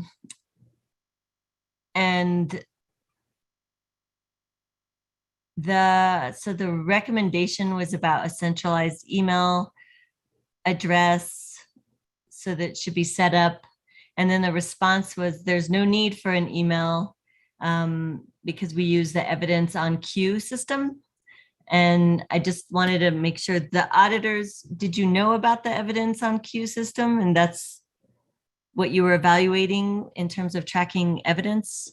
Or can you explain the difference between like the email recommendation that you had and then how evidence on queue could fulfill Sure. that?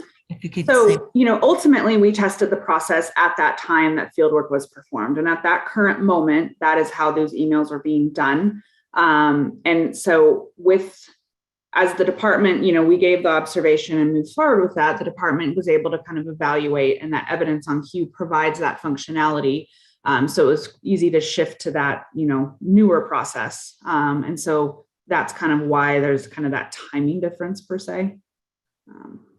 Okay, so are you saying that they wouldn't need a centralized email address? No, that's correct, because everything is managed through evidence on queue, which is really what you kind of want in something like this. So it's a better process than having a centralized email and what evidence on queue can do. So really not necessary to have that centralized piece anymore. Got it. Okay, that's helpful. And then I think the area that gave me concern was really just the evidence ready for destruction and how we need to coordinate with the district attorney's office, but they have a different purging process, and that I don't understand enough about the disposition orders. Maybe you could explain that a little bit more, and that it takes 15 years, that Sure. There's approximately 15 years of disposition orders. I'm actually going to kick that to the department and let them speak to that piece. Because I feel like with that, what you're describing, maybe you could tell me more, that we'll never catch up.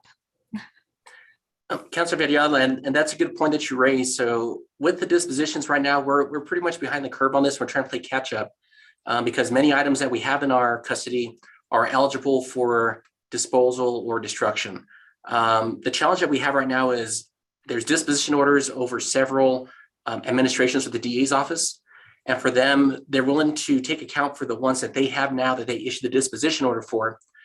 But before they look at the previous administrations, they want us to dispose of all their current dispositions and then start evaluating those previous ones.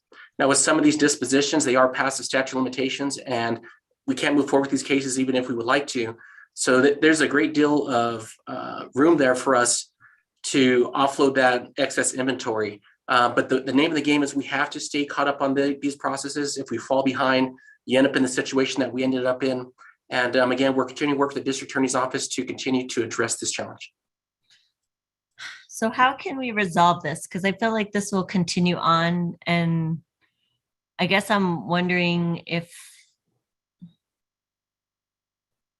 from a policy maker point of view, what we need to do in order to work with the DA's office for maybe recommendations we can give them, or another way to resolve this. I don't feel like we're going to catch up, considering that we're backtracking for past evidence and then still trying to like move forward with the evidence that we're trying to process currently. So I guess I'm just trying to, I don't know if you have an answer now, but if there's something we need to do to try to figure out how we can work with the DA to resolve this issue, this backlog issue. And I know one challenge the DA's office has as well is again, like everyone, capacity, because they have to go through and validate that it is appropriate for us to dispose of it. You know, there's a lot of inherent risk in there. We want to make sure we get it right. I know with some of these items, we've provided a list to the DA's office, let them know which ones are eligible to be destroyed. And, you know, we would like to see a blanket kill order where we can just dispose of all these items once they're past the statute of limitations that meet a certain criteria. For instance, if it's a cold case, like involving a homicide, that's still unfounded at this point. That's a capital offense, so the statute of limitations wouldn't apply. But in some cases where the statute of limitations has exceeded, you know, those should be pretty low-hanging fruit for us to be able to remove those items from our custody and send them out. But it's going to be a team effort. No, there's no short way of saying it. It's going to have to be a team effort. Okay. Yeah, I want to think about that more. I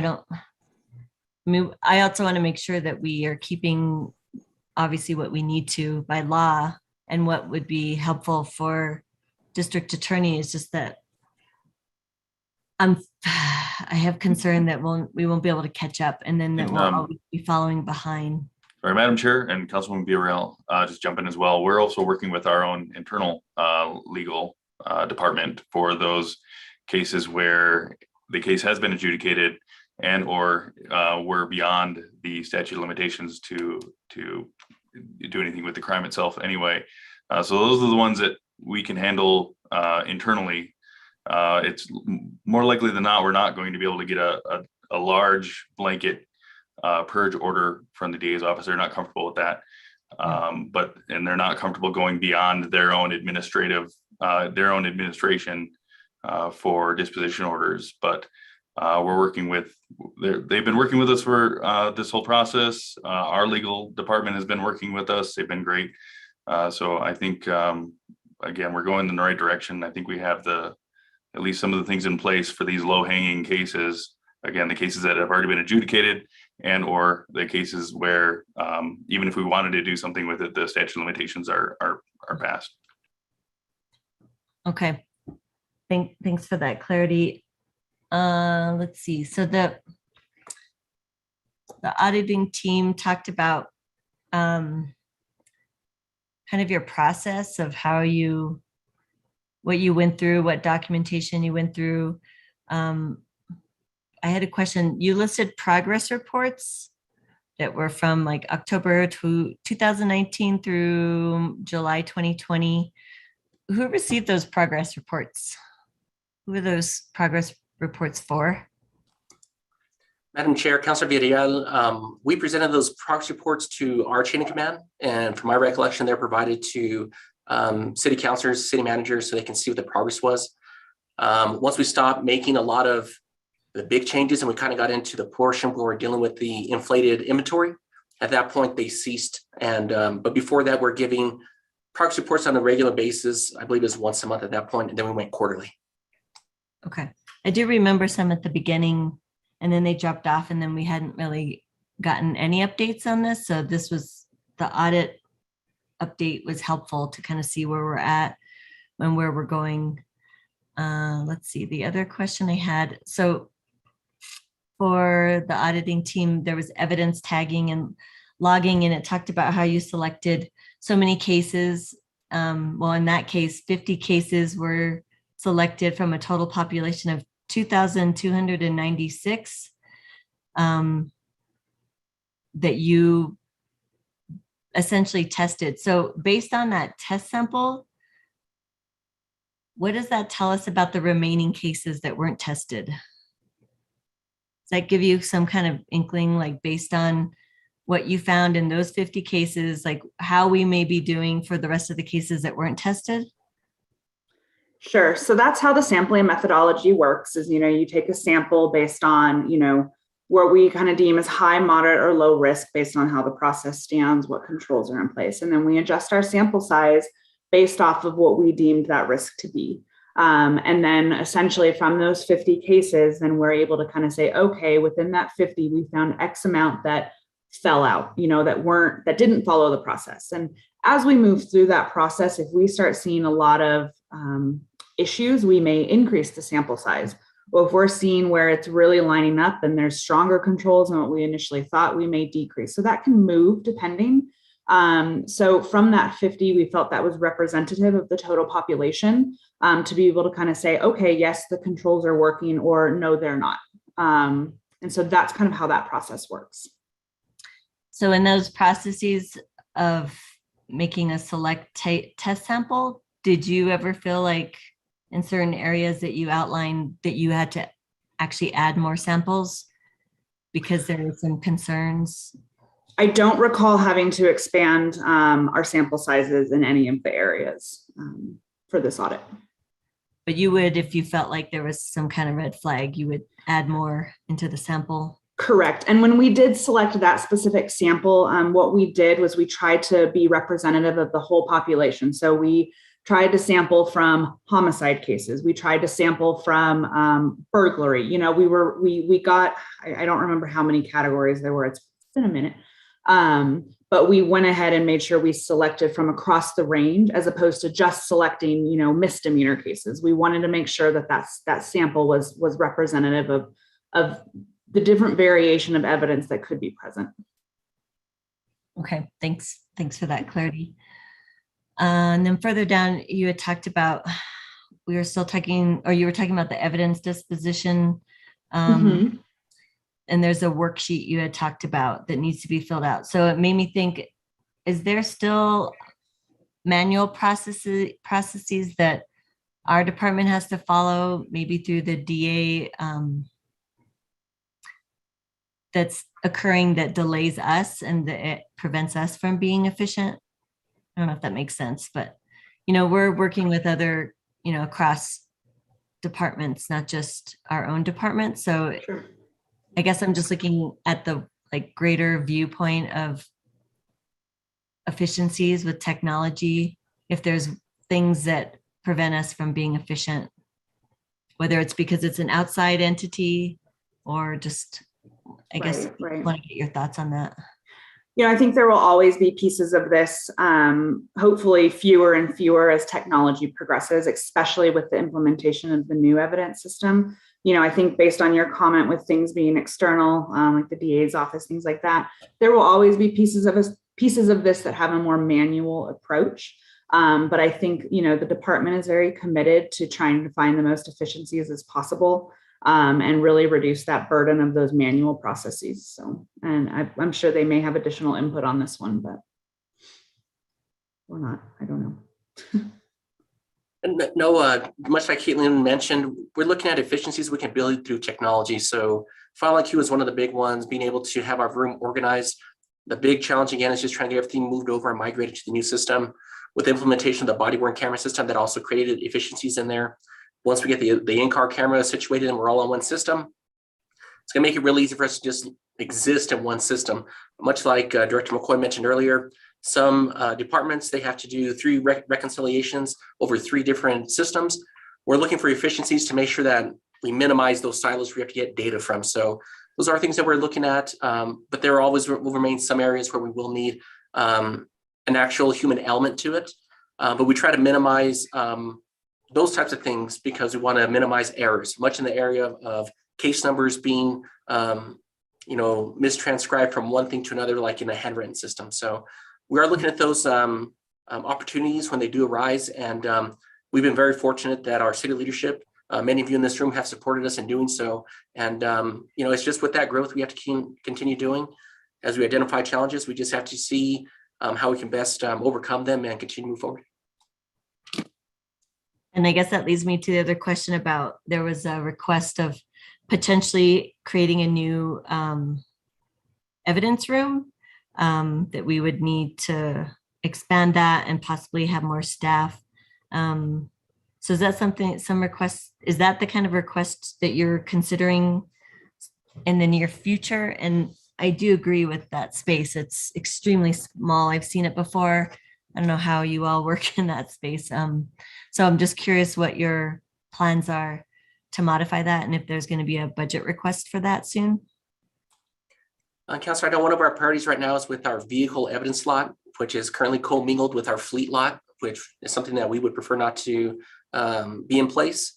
So that's going to be a big ask that we will consider. And additional staff, we saw a lot of benefits with having staff here 7 days a week, but we have to account for that relief factor, because some people may, obviously with COVID, may be out on leave because they're ill. They may be out on leave because of planned vacation or training. So having sufficient staff there really makes the whole machine operate a lot more efficient. But right now, our big priority is that vehicle evidence lot. Fortunately for us, it's already constructed. We just need some buildings constructed for our fleet storage items. But that is a big ask. Again, with these types of investments, we're trying to make those improvements with those valuable dollars that we have to invest both in our people and infrastructure. So from what you said, not at this time that you're going to be asking for funding? Oh, absolutely will be.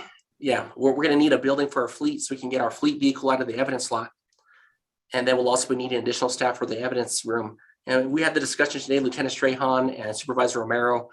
At this point, we can add a couple, but if we had 4 more people like we would need, it would require a supervisor, because supervision is critical in these functions. But again, it's going to be dependent on what we're able to afford based on the city's financial situation. Got it. Thank you. And then back to the audit team, there was a review section, and you said that you had obtained copies of monthly audits, and you listed that surprise audits were performed at least monthly. Did you say that did happen, or that was something you were looking for?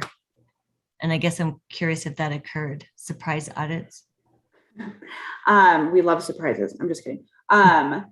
We did test that. I think this one, the results of this one was mainly that annual audit was the issue ultimately. But again, let me go back into our test work and just confirm what specifically we meant by that. Again, I apologize. There's been a bit of a lag since field work to presentation. So I'll go back in, and then I have your email. I can provide you with some additional information on that. Great.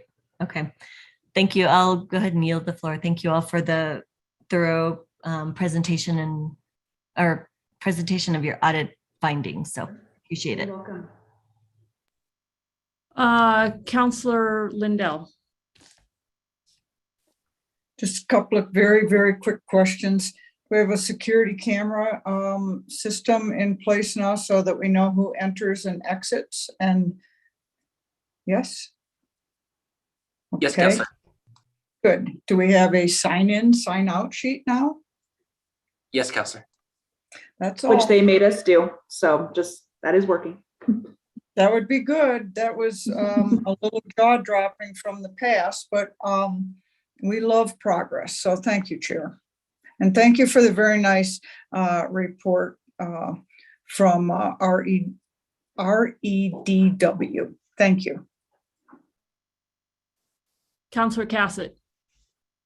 And Counselor Lindell, if you can take your hand down, thank you. Thank you so much, Madam Chair, and really thank you everybody for the presentation, for the updates. Definitely saw the theme with the policies and procedures, so happy to hear that those should be coming through by the end of this fiscal year.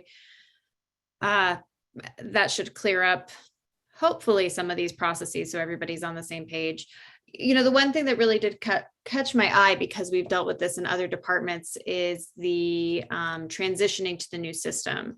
And in some parts, you mentioned that there were unforeseen complications, and I was hoping to hear a little bit more about what those were, as well as actually kind of harping back to the previous presentation, but making sure that the resources are in place so that can be done in a really timely manner. It sounds like that is another one of those key areas that in order to really get things moving, we have to complete this transition. And I realize that the disposition is part of it and working with the DA's office, but I was hoping to hear a little bit more about those challenges and what we can do to make sure that things are rolling along in that area. Madam Chair, Councilor Cassett. So just to give kind of an overview, what we would have liked to have done is all the new evidence would have gone into the new system, and we were able to purge the evidence from the old system. Because we're not able to do that, we're having to transition some of those items from the old system into the new system. And some of it is, software-based, but in addition to the software-based transition of information, there's also verification with every item that we have to account for every item. Some of the items, they were put into the AS400 system, but if you look at the evidence sheet, we're actually finding more items than what's listed in the AS400 system. And with that, it was just summarized because of the limited amount of characters you're able to put into the AS400 system. So they would say, let's say a pair of shoes. That's what would be in the AS400 system. On our new system, able to say the brand, the color, size. So there's more information that we have in there.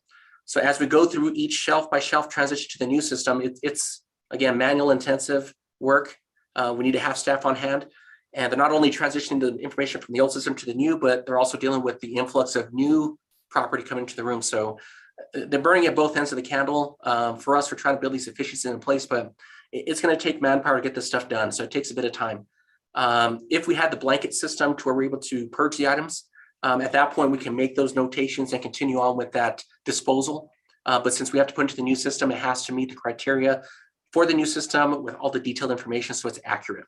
Once we have that, it's all going to be in a barcode system, which will make that annual audit possible. Right now, we do a off-the-shelf monthly audit, which I do unannounced once a month to make sure that everything's in place. And if there's any type of errors that are identified, they need to be fixed immediately. We note it in those inspections, and then we note that it's been corrected as well.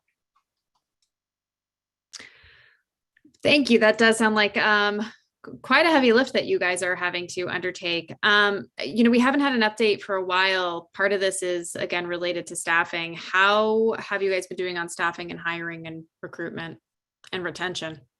So as we stand right now, the benefit that we do have is we've had 2 staff members that have moved from the property and evidence section to our crime scene unit, which has been a great value for us to keep them in-house with their experience in the evidence room. We filled some of those vacancies and those spots as they were opened. Currently, we're standing at 1 vacancy. We have that interview scheduled. Actually, we completed the interview. They're on to background. So we do have 2 candidates that are viable. So we're looking pretty good to fill that 1 vacancy. And if we experience any vacancies between now and then, we'll have a second candidate to pull from that vacancy list. So we're looking pretty good. But again, with that 1 person being gone, they do feel the pinch. There's never a dull moment in our evidence room. They're always busy doing something, whether it's taking care of the room, getting things updated and processed, or if they have some type of questions come up from our staff. They're here to serve our staff 7 days a week during working hours to make sure that they have that support that they need. Thank you for that. I appreciate the update. I don't believe I have any further questions. Again, really thank you for this presentation. As Councilwoman Villarreal and Councilor Lindell mentioned, the layout was really, it was really helpful. It was made it very easy for us to understand, to have that management response as well as right in front of the recommendation. So thank you so much for that. Very much appreciated. Thank you, Councilor. Councilor Rivera. Thank you, Madam Chair. I think the questions I had about staffing were answered. I wasn't clear about whether you had adequate room or space within the current police headquarters. The place you keep vehicles is something different, but what about the place that is there at headquarters where you keep all the evidence? Is that space sufficient? Madam Chair, Councilor Rivera, if we had it our way, we would prefer that the room would be on a ground level floor and we'd have a large enough door to be able to move things in and out of. Right now, it's, I'm sure Councilor Villajachi can speak to this. It's like going down in a submarine. It's a small elevator or a small stairwell to go downstairs. And if things don't fit into either the elevator or the stairs, we have to look at putting it in an overflow area at our vehicle holding area. If we're able to make a wish today, I'd say put on a ground floor. That'd be the easiest access for it right now. The other thing that gives us a lot of pause is a lot of the infrastructure for the building is also downstairs to include water lines. So that is not ideal as well. But again, we're trying to live within the confines that we have right now. The other challenge as well is if we do have another building that is dedicated for evidence, is having it in close proximity to our headquarters. If it's not closer proximity to headquarters, it makes it very challenging for one, security, but also for access. We don't want things having to move great distances if we don't need to once they're submitted into the temporary holding lockers. Do you have any possible recommendations for solutions? That's something I need to evaluate with my staff to see what we can do. I know here at our headquarters building, we're pretty much at the max of where we can do in addition to the building. But I know everyone across the board, even some of our doorways to get in, this building was built in 1983, so they're not very wide. So when it comes time even for bringing in some of the items, if it's evidence and it doesn't fit through the door jamb, then we have to look at an alternate storage solution, and that's been our vehicle holding area.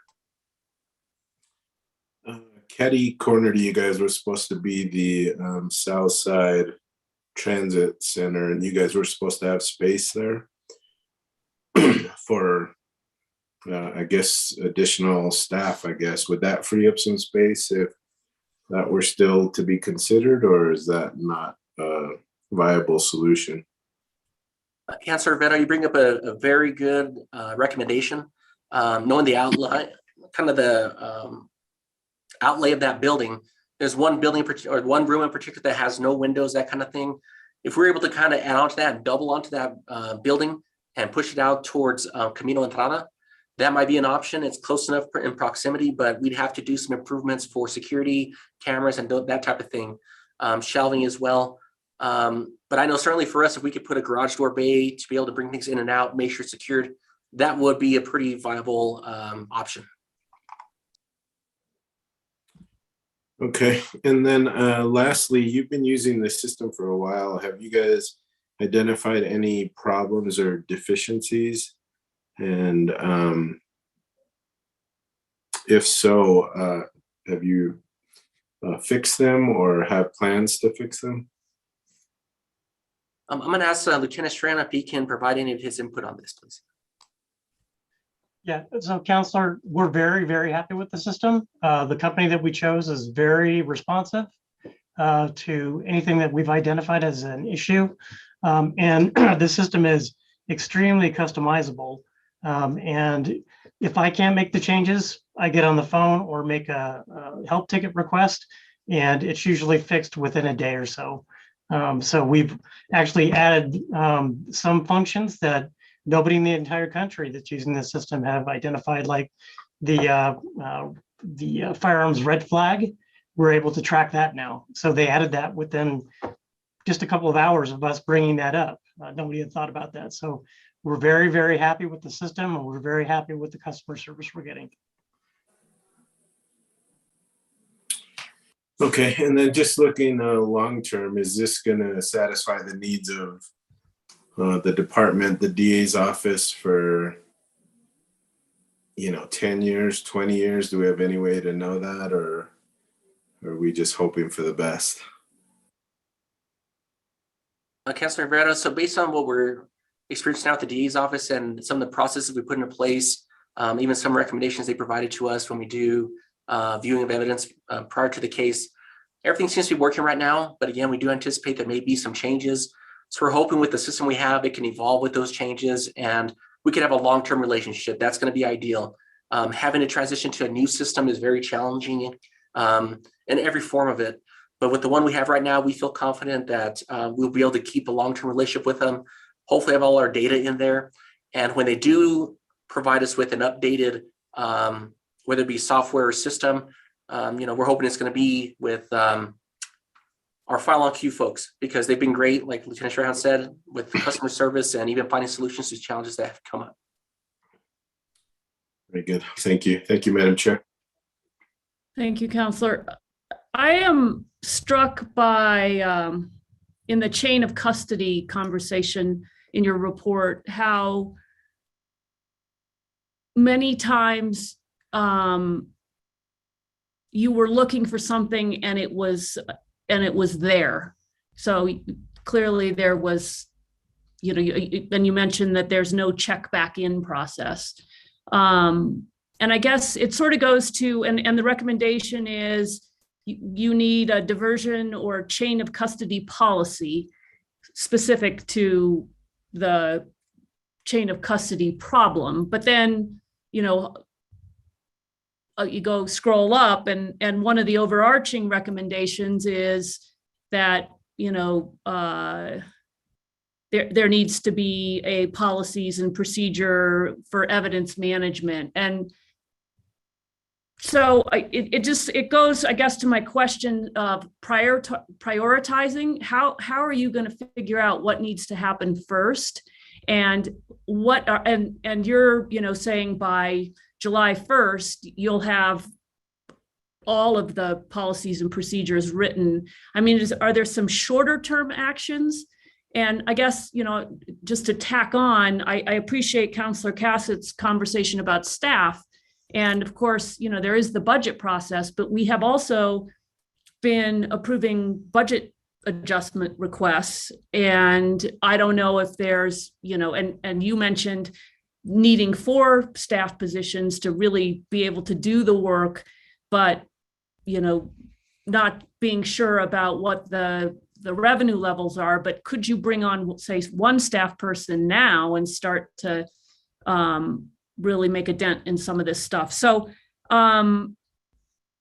it's a complicated question, but what are the shorter term actions that maybe could get underway more quickly, and what are your priorities given the pretty broad scope of what still needs to be done, even though I appreciate that, according to the outside audit, you've made substantial improvements. So that's good. So. Madam Chair, much of the direction we've given to our staff exists in, it's called a special order. That's a short-term written direction saying, here's how you do this process. So with the policy development, it's going to bring together those special orders, and it's also going to marry it up with the current process that we have, because much of these directions were given as we're building the plane. We're getting the software in place, we're getting staff in place. So right now it's kind of fine-tuning that process. And where we do see gaps, we give those short-term directions through special orders saying, hey, look, we saw this issue come up, we need to address this, and we need to change the process by doing this, protocol. So that's what we're looking to get done short-term. For us, we're making sure people know what the protocol is and what the expectation is. One of the big ways is through our right of refusal. So if they submit something that should not go into evidence, we put it into a bin, we give immediate notification for it to get remedied, so then we could take it into evidence. But also with the staff capacity, that's something we saw through the audit as well. The item was there, but they didn't have time to get there to properly tag it, and then they forget. So that's something that Lieutenant Strahan and the supervisor are staying on top of to make sure people know if it comes in, we have to do this timely, we have to track where it's at, and we know where it's at any given time. A fail-safe for that is whenever I do my monthly inspections and I go downstairs and I look, right, here's the items that I want you to tell me where they're at, show me the bin they're in, make sure it's accounted for properly, and we make sure that it's in the proper bin that it's supposed to be in. And that makes sure that the protocols are being followed in the big picture of it. But the direction we give is through those special orders, which are intended to be short-term as we get those policies put together. And with some of the items that were brought up during the audit, Lieutenant Strahan and myself have also put out direction to our staff saying, look, here's something that has been brought up. Here's the new process that we need to follow. But at this point, it's just kind of volumizing all those directions, make sure it fits the process that we have, and putting that policy and that manual out. So it's an easy reference for our staff. It also lessens that frustration they have where, hey, I didn't know I was supposed to do it this way, or you have direction lost in emails. That's one thing we're trying to avoid. So getting everything put together and married up, that's what's going to make it easier for everyone across the board. Because right now we have different written directions that we have put out there over the course of the past 2 years since we started this whole process that we're trying to codify into one volume in the policy and also through the package manual as well. Okay. It also seems like, you have problems with your evidence room. It's too small. It sounds like it's going to need capital dollars. It's going to need some sort of capital work, whether it's remodeling or adding on, or I don't know what, but it seems like that's something that needs to happen. Some thought needs to go into that sooner rather than later, particularly while there are capital dollars to be chased. And this, to me, is something, we've got to correct. You probably should have been corrected a long time ago. So I urge you to give some thought to that solution and start working towards getting the dollars that will be necessary to do whatever it is, whether you're adding on or remodeling and using the space differently in what you have. I don't know what the answer is, but that kind of stuff takes time, both to get the dollars and then to actually do the work. So I encourage you not to delay. Councillor Rivera, your hand is still up. Not sure if it's an old hand or a new hand. Thank you. All right. I don't have any more questions. I don't see any more hands up. Thank you. I agree. The presentation was very easy to move through very quickly. The report, that is, with kind of identifying the issue and then the solution. So really appreciate that work. Thank you. We do have a considerable agenda still ahead of us. It is 7 o'clock, so we are going to move on. So thank you, everyone. Let me get back to my agenda.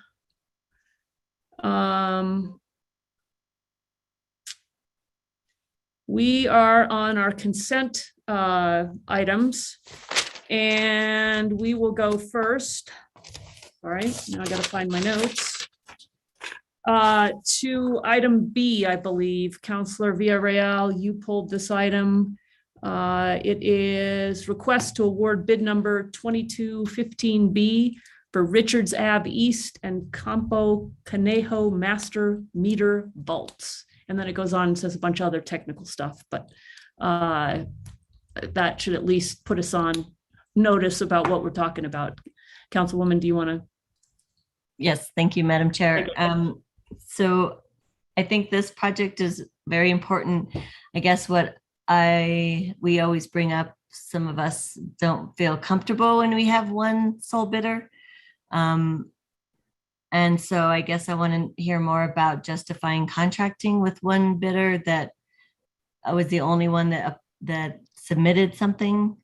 And if we have worked with them before, and are we meeting a budget that we forecasted for this type of contract?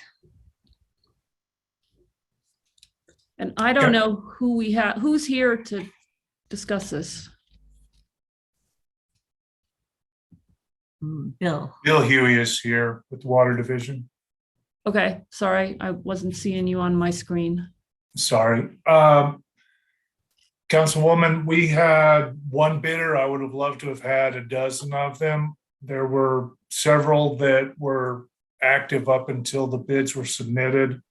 We have worked with the contractor AAC Construction on one prior contract for PRV replacement, and they're currently on two contracts. They have half of the citywide construction contract and about half of the priority lines replacement contract. And so far they're working out very well on both of those. We are basically at the budget we were expecting, and does that answer your questions? Yeah, that answered part of it. So their budget, well, their contract amount was what we anticipated it would cost. Is that what you're saying? Yes, ma'am. Okay. It's right in the same ballpark that we were expecting. Okay. And then the other thing I was concerned about is we're seeing for construction materials, they've been fluctuating and they've been going up. And so if you could remind us if is this a fixed contract? So if the construction costs go up, they can't ask for an amendment or increase? Or do they have that option? Councilwoman, I will have to look at the exact contract to make sure, but it is a fixed price bid. They can always ask. They may not get the answer they want, but the intention is that as soon as the contract is awarded, they would order at least their long lead time items with the intention of being able to start construction by April-ish, assuming it passes tonight and then passes council at the end of this month. Okay. Yeah, I'm seeing this happen to us, and I don't know if it happens when we're already in a contract and construction materials increase and then we have to amend it. So I don't know if anyone knows that process, if we're allowed to do that, or they have to just eat it, or they build it into their what they call contingency fee. I didn't see a contingency fee, but maybe it's folded into a document that we didn't see. I believe that as long as they're willing to go ahead with the contract, and if we do not change the terms of the contract, that they would have to do it for their bid. Okay. If you find out anything different, can you let us know or via email? Yes, ma'am. I'm just concerned about like most of our contracts related to any kind of construction materials and how that might change this year.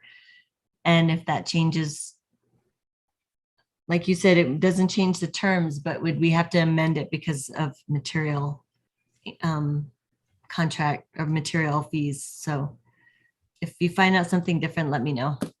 I will research that. I can say that on the citywide and the priority lines contract so far, there have not been any requests to raise the unit rates, and there are provisions in both of those contracts to do so. But they're also multi-year contracts. Okay, well, thank you, Bill, and those are all the questions I have. Thank you, Madam Chair. Okay. Is there a motion? I move to approve. Second. We have a motion from Councilwoman Villarreal, second from Councilor Rivera. If we could take a roll call, please. That'll be Councilor Villarreal, Yes. Councilor Cassett, Yes. Councilor Lindell, Yes. Councilor Rivera, Yes. and Councilor O'Meara Worth. Yes. Thank you. Thank you. We move to item D. Councilor Lindell, this is a request for approval of a sole source contract with the Santa Fe Watershed Association to provide watershed education to the general public and Santa Fe youth for a term of 4 years. And we have Christine Chavez with us, the Water Conservation Manager for the City of Santa Fe. Thank you. I just have one question on this. Who monitors the program deliverables? Mrs. Chair, Councilor Lindell, I'm sorry. Can you repeat that question again? Sure. Who monitors the program deliverables? So Andy Otto, the Executive Director of the Santa Fe Watershed Association, is on the meeting call today as well. And I guess, the Santa Fe Watershed Association will be monitoring the deliverables, and then I will be working closely with them to make sure that that everything is being met. I think I'm looking to have who in the city is responsible to see that the contract, the terms of the contract are being met and that we're receiving the services that we've contracted for. Mrs. Chair, Councilor Lindell, that would be myself. Okay. And I think also, if I can, Counselor, the Water Conservation Committee and the office that Christine runs does do what's called a scorecard, and this work is part of that. So, and it is reflected in, and I can have Christine speak more directly about that, but that scorecard does keep track of the work of this office, and these deliverables are part of that. Okay. Thank you. I'll make a motion to approve. Second. We have a motion and a second to approve. Can we get a roll call? Yes. Counselor Villarreal, Yes. Counselor Cassett, Yes. Counselor Lindell, Yes. Counselor Rivera, Yes. Counselor Romero Worth. Yes. Thank you. All right, we move to item E, Councilwoman Villarreal, a request for approval to amend number 1 to Valley Information System, Inc. for the monthly electronic bill pay services to increase the amount by an additional $84,000 in FY 21-22. Thank you, Madam Chair. I think I saw Ms. Jimenez on to join us. I just had a couple questions. I wasn't clear by the memo about the reason their service increased by, what is it, 84,000. And then the contract, it said it was for the next 4 years. So is it going to take 4 years for us to complete that upgrade? I'm sorry, Counselor, are we on item E or item F? E. I thought we were on E with Mike Dozer. I can answer, but I think that's the next agenda item. So item E in our agenda is the electronic bill pay services. And it has you listed, Nancy. Okay, sorry, my agenda says I'm F, so not a problem. I can obviously handle that. Postal Pros is our current print vendor. The contract with them is for 4 years. What this portion is Paymentus. They are the service that we contract with to upload bill print items from Postal Pros so that individuals can actually make their payments each month. And that's what Paymentus is. It is, I'm requesting the $84,000 for this current fiscal year due to the fact that the upgrade on the billing system does already contract with Paymentus. So in theory, when the upgrade is ready to go, the connection between the billing system and Paymentus is one big group. So there will not be the need for this $84,000 reoccurring for the next 3 years. So it was just an oversight on my part for this first year of the 4-year contract that I just completely missed the $84,000, the $7,000 per month for Paymentus. And it does, again, it will end once the billing system is ready to go. Great. And so when was the upgrade, did you say would be completed, you think? So the upgrade should be ready to go July, August timeframe. And then of course we still have a little bit of testing. So right now, I would say August, worst case scenario, September, just to make sure that all the tweaks are covered and that the billing is correct and that there isn't any, issues with conversion or anything like that. Great. That's all I have for tonight. Thank you. Is there a Thank motion? you. Sorry about the confusion. That's okay. Thank you. Move to approve. Second. We have a motion and a second to approve item E. If we could get a roll call, please. Yes, that'll be Counselor Villarreal, Yes. Counselor Cassett, Yes. Counselor Lindell, Yes. Counselor Rivera, Yes. and Counselor Romero Worth. Yes. Thank you.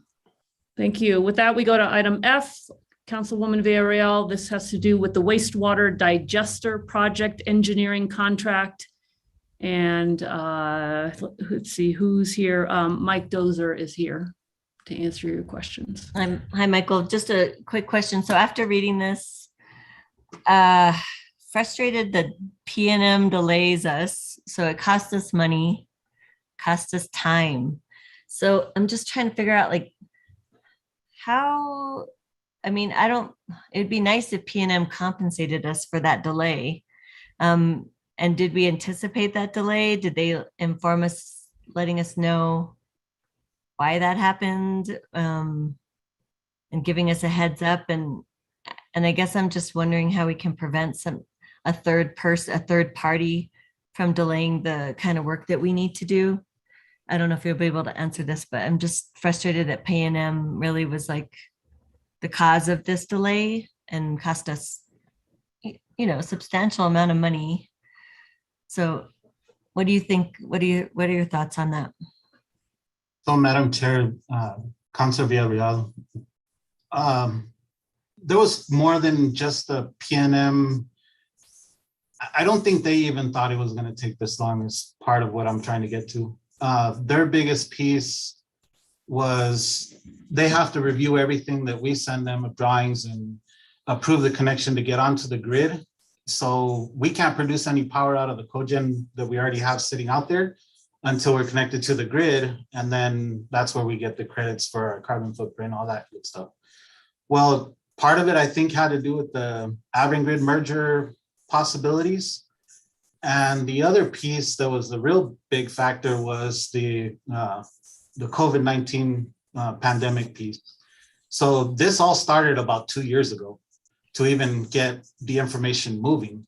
And when we finally got to a point where we could submit the information to PNM for their review, I mean, it took them on their website, when you put in for the request, it's I believe 60 days per review, and there's 2 reviews. And they probably took a little more, closer to 4 months each. So, I mean, I don't think there's much that we can try to go back at them for. I don't know if there's any way that we could have them even add to helping us in it in any form or fashion. But really, I don't even think they were in the thought that it was going to take this long to get a connection. For other locations, putting in solar, things like that, it's a little more cut and dry. Our system, we're putting, solar during the day, the power is running. At night, it turns off like a switch. Our system's way different because we can run it at any time. And there isn't, a guarantee that we're not going to have it on at 2 a.m. That's probably when we're really going to want to be making that power, just because we're making solar across the street during the day. Right.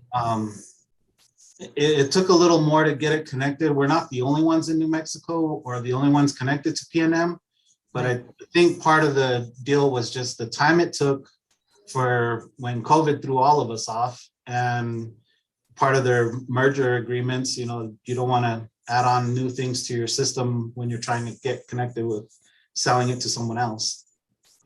Yeah, thank you for that explanation. So do you feel like we have a partner with P&M to let you know about those delays now that this occurred, that we're in, I don't know, more proactive communication so that we can anticipate these things?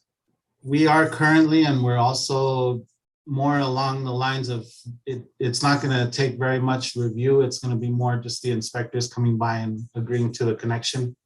So it shouldn't be, I don't see much in the way of causing issues, making it extend even longer. Our biggest issue, I believe, is going to be pretty much what you were speaking about earlier, talking with getting construction materials here. Mm. And the parts and materials to get here probably have really long lead times. They're not big, equipment that we have to move in, through semi trucks or anything. It's just the actual technical equipment that is getting installed. It's good to know. Lots of challenges at this time, but thank you for the explanation, and I have no further questions. Is there a motion? Move to approve. Second. With motion and a second to approve item F. Can we get a roll call, please? Counselor Villarreal, Yes. Counselor Cassett, Yes. Counselor Lindell, Yes. Counselor Rivera, Yes. and Counselor Romero Worth. Yes. Thank you. All right, item G, request for the approval of amendment number 14 to service contract with Universal Protection Services. Councilwoman Villarreal. Thank you, Madam Chair, and thank you, Manuel, for joining us. So you probably don't know that I'm not thrilled about our contract with Allied, and I know they've had their own challenges with staffing. So I guess my question to you is, does this amendment actually go towards security guard rate increases for their pay, or is it administrative costs that we're increasing our contract amount? Madam Chair, Councilor Villarreal, the cost is for going towards the guards. It is an increase for them to be able to hire more staff and at appropriate rates, competitive rates. Okay. And Sam knows this, but I've been told that, and actually have witnessed it, that we have contracts, especially for the higher tiered ones, that they are required to actually do more than just drive by. So in this contract, does it require them to actually get out of their cars? And we see this problem. I think it's primarily been, maybe all places, but primarily at Pete's Place, and then also at the Rail Yard Park. So those two hot spots require them to, we need them to get out of their cars, is what I'm saying. So I'm wondering if that's going to be part of their new contract requirement with this amendment. Manuel, if you wouldn't mind, Madam Chair, Councilor Villarreal, the way the Allied contract is structured, it's good to think of it as like an on-call citywide contract, and then different entities inside of the city open their own POs for services. So the amendment Manuel is working on tonight is directly related just to the hourly rates. The burden or the responsibility rather to ensure that Allied is performing at any given post is really the responsibility of that particular site manager. So I'm a good example in this case. I would be the responsible party for both Pete's Place and the rail yard. So it would fall to me when I get the feedback that Allied is not performing in a certain way, that I work with their management team to change that, review their post orders, begin doing spot checks on site to make sure those things are happening. In both of those cases, the rail yard and Pete's Place, these are sites that have been particularly hard hit by their short-staffed capacity at the moment, which is kind of exacerbating the issues on the ground there. Does that answer the question? It does. I'm just wanting it. You can't be in all places at the same time, and so it's just frustrating to me to have to pay as much as we are for a contract, and we want, obviously, the hourly rates do need to be improved. They were very low. However, I want them to be proactive and just, instead of just driving by, that doesn't help us to understand the issues. So I don't know if there's something, if Director Ochoa has another like solution for that to make sure that we have that support that we really do. The eyes and ears that we need, not just to drive by. So. Madam Chair, if I may, Councilwoman Villarreal. Yes, I think although this particular amendment before you tonight is not directly addressing that issue, it is, as Sam said, going to help with their staff capacity, which should theoretically enable them to meet that tier 3 requirement that exists currently in the contract. The real issue is the site management.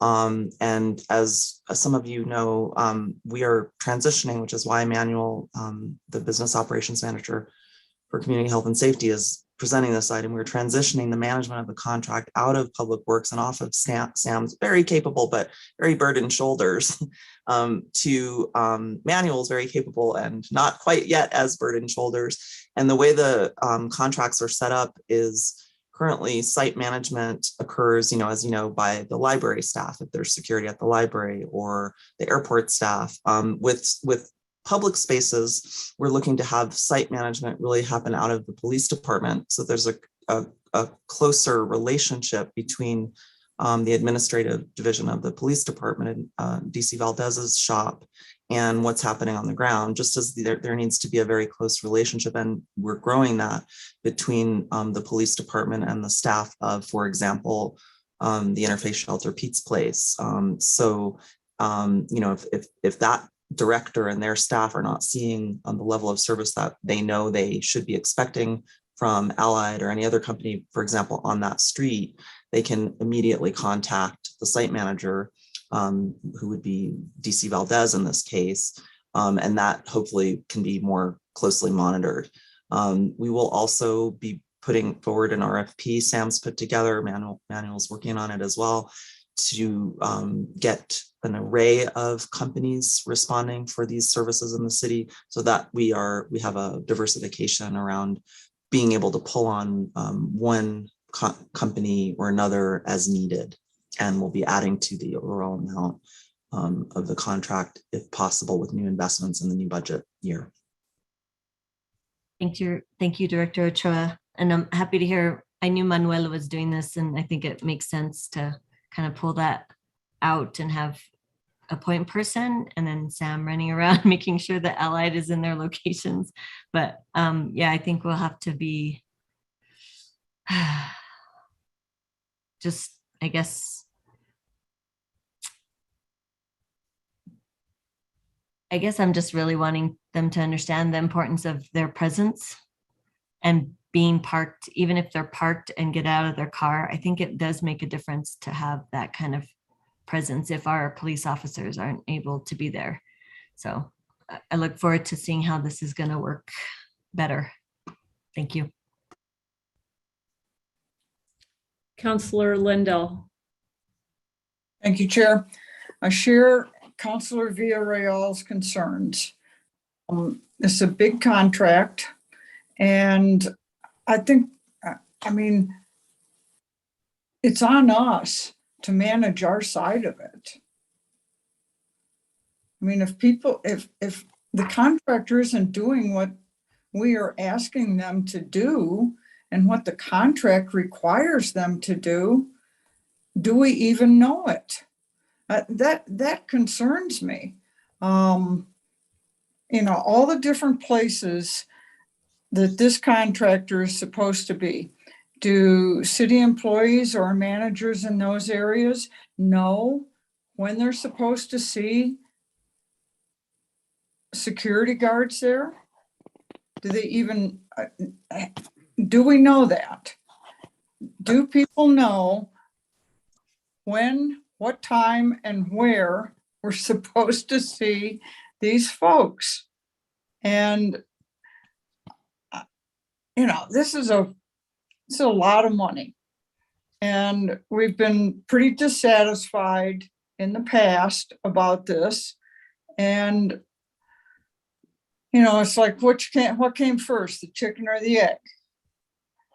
Well, we're dissatisfied with the work they do, but we're going to give them a raise and maybe they'll do better work. I don't know. But we've certainly been dissatisfied with them in the past.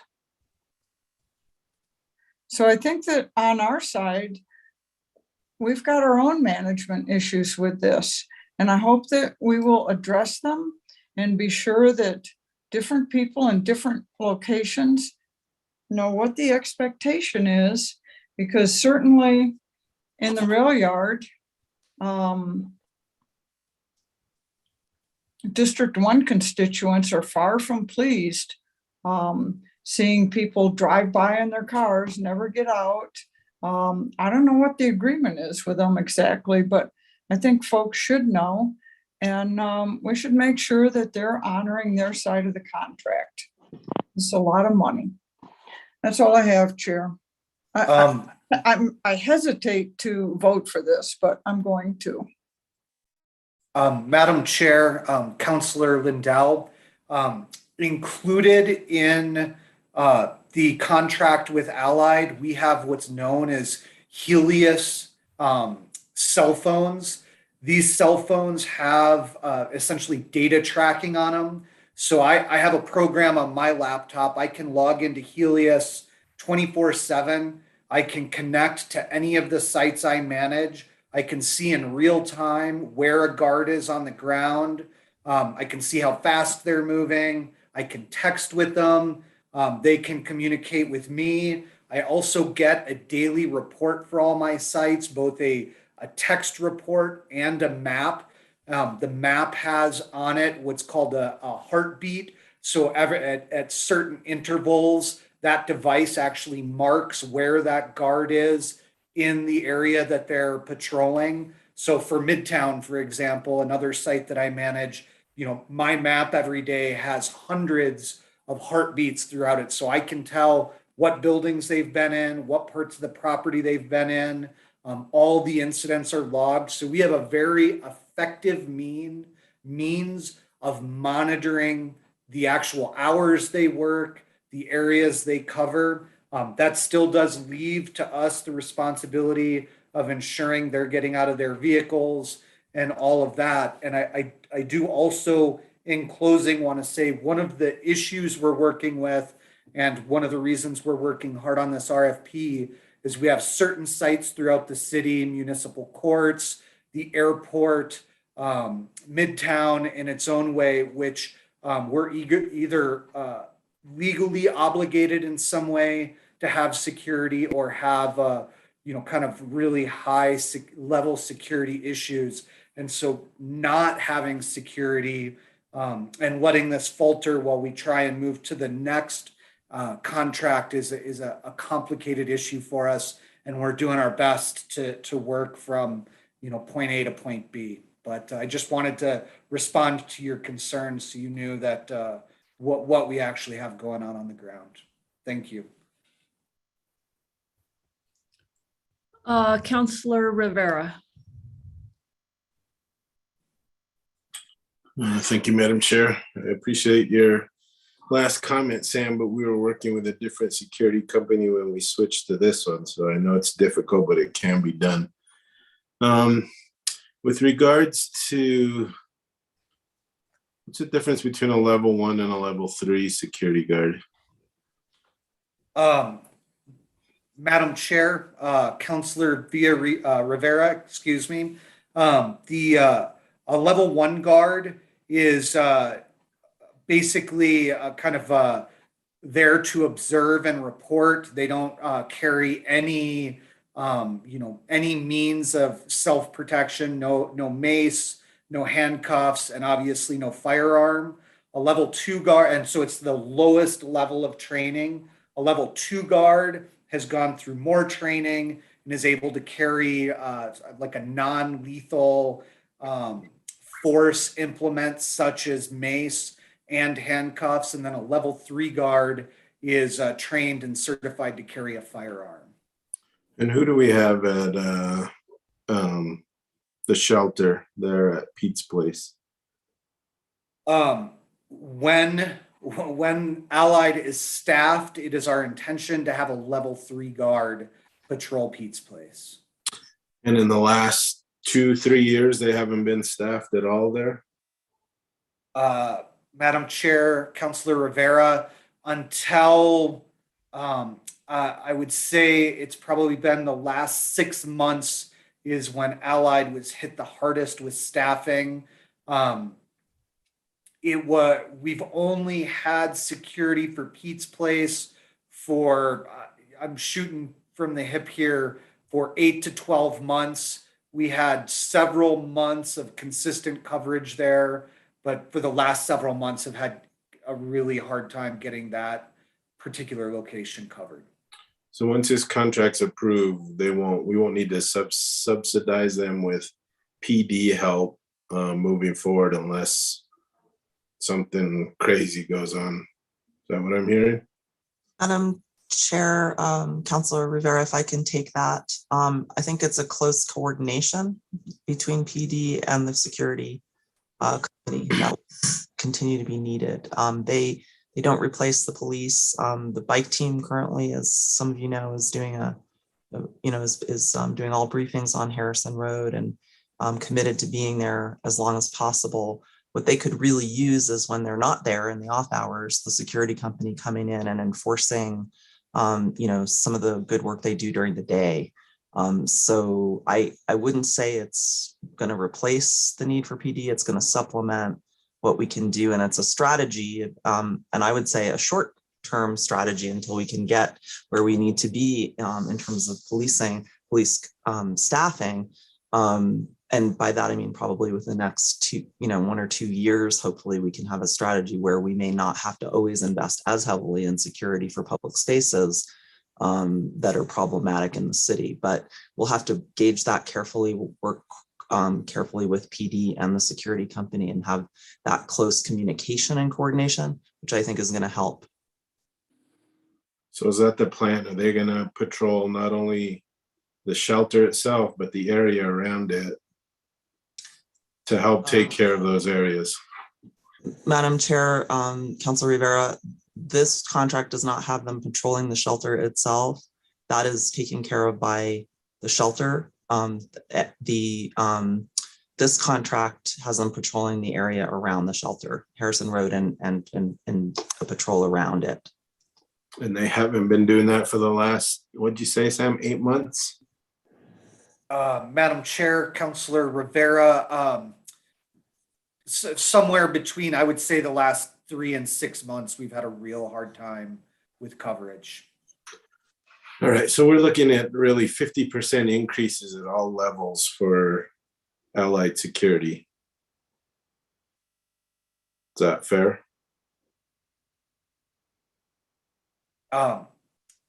Madam Chair, Councilor Rivera, a 50% increase to the hourly rate?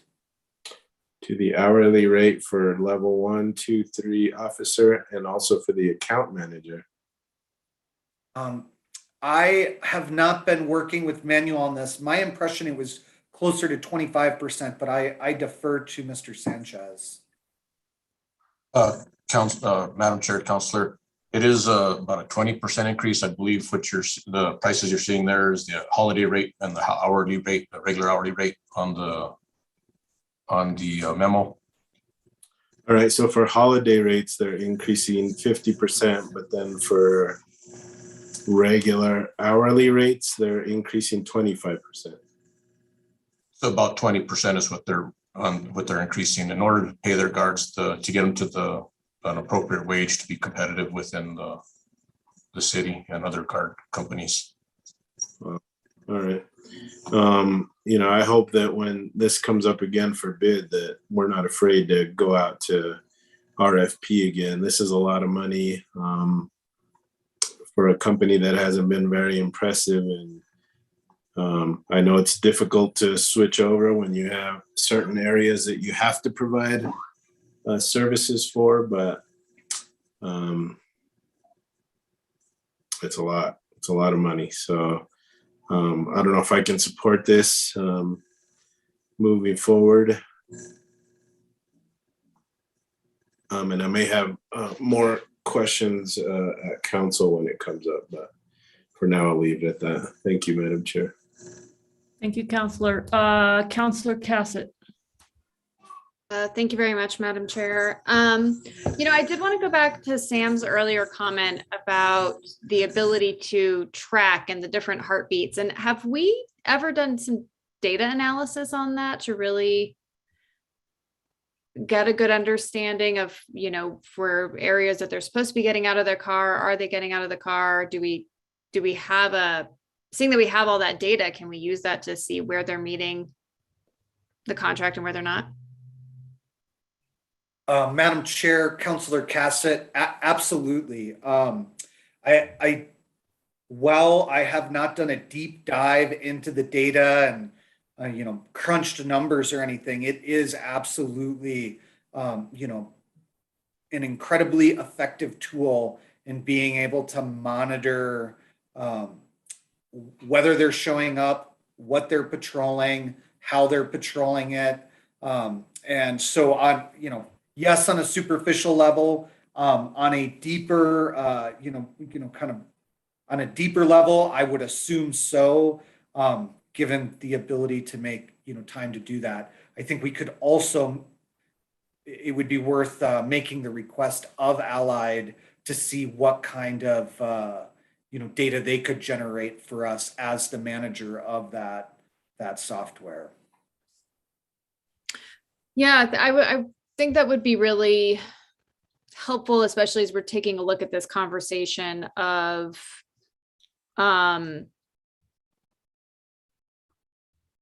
whether or not we are getting the services that were provided. I definitely support people getting paid what they deserve to be paid. And really looking at it,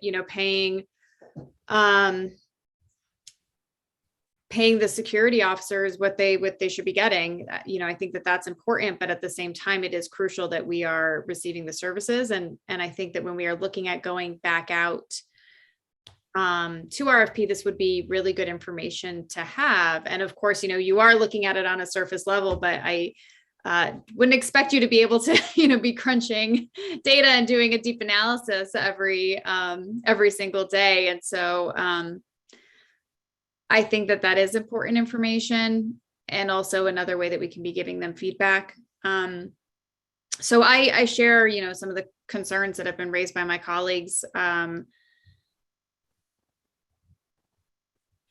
think this is a difficult one. I will be supporting this at this time, but looking at additional information and how we are really ensuring that we're balancing those needs. I think that there is this problem is that unless a security guard or police officer, for that matter, is stationed in any one given location, there is still opportunity for things to go wrong when they're not there. And so I think us having a really good understanding of what their presence really looks like, and then comparing that to any issues that we are still having in the area, not only helps us evaluate how well they have filled that contract, but helps us get a better understanding of what we need to be doing for public safety, especially in some of these hot areas that we're having a lot of problems. So more information on how we could really utilize that data, I think would be really helpful. That's all. Thank you. Thank you. Do we have a motion? Councillor Rivera, you have your hand up again, and Councillor Villarreal then. Yeah, thank you. Manuel, I'm having a hard time finding a table of where the non-holiday rates increases, what the normal rate increases are going to, the 20% that you said. It all looks like holiday rate tables that I can see so far, and I'm just scanning through quickly. Right. So Chairwoman, Councilor Rivera, what I put in there was just the current rates, what they're proposing. I didn't put the old rates in there that way I wouldn't confuse it. I can go over those with you if you like. The prior rates. If you can include a packet of the regular rates, the non-holiday rates, and just what those are going to look like in the packet before it goes to council, I think that'll suffice. And then, I have a hard time giving huge increases, 20 to 50% for contracted employees, when I know our own unions may ask for 25%, and I know they're not going to get it. So I have a hard time with this one. So thank you, Madam Chair. Thank you, Counselor. Councilwoman Villarreal. I don't know if Director Ochoa had a response for that point.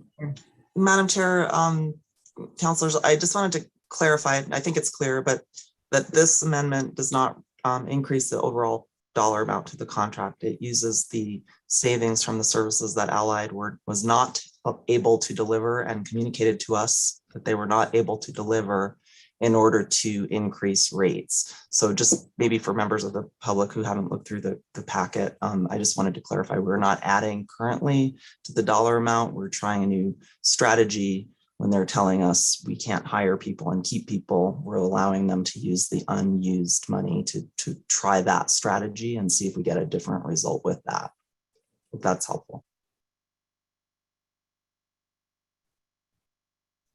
Okay, good point. Counselor Rivera, you're done, right? Just to follow up on that, so you said currently, Director Ochoa, so that doesn't mean that once they hire more people that it's not going to cost us more. Councilor Rivera, it will not cost us more because the contract is capped out at the dollar amount you see in your packet. And the contract period ends, I believe, at the end of this fiscal year, and going out for RFP for a new cycle of contracts for securities. We are hoping to be able to release that actually at the end of this month. So we will not be adding the dollar amount to this contract. So the use of the word currently was just to get this contract, but not guaranteeing anything for the future. Correct. Okay, thank you. Okay, Councilwoman Villarreal. Thank you, Madam Chair. Just to follow up, I know that Director Ochoa and I expressed this to her last year, and I just want us to think about maybe funding would be better spent if we actually had a portion of, like in the instance for Pete's Place, instead of having somebody that's driving by through Allied, that we spend a portion of what would have gone to a contract for that security funding, that it would go towards an actual uniformed security guard that actually is stationed at Interfaith and is looking and doing and actually doing kind of both, like work at protection of what's happening inside the shelter and also outside presence. Madam Chair, Councilwoman Villarreal, I'm sorry. No, I just want us to think about that option. We're actually, that's in progress. Excellent. Conversation with the new director at Pete's Place. The board is looking to begin themselves a contract for that purpose and talking with the city about whether we might contribute to that. So that is, it's a both and. Okay, that's great to know. Thank you. That's all I have, Madam Chair. Thank you. Do we have a motion?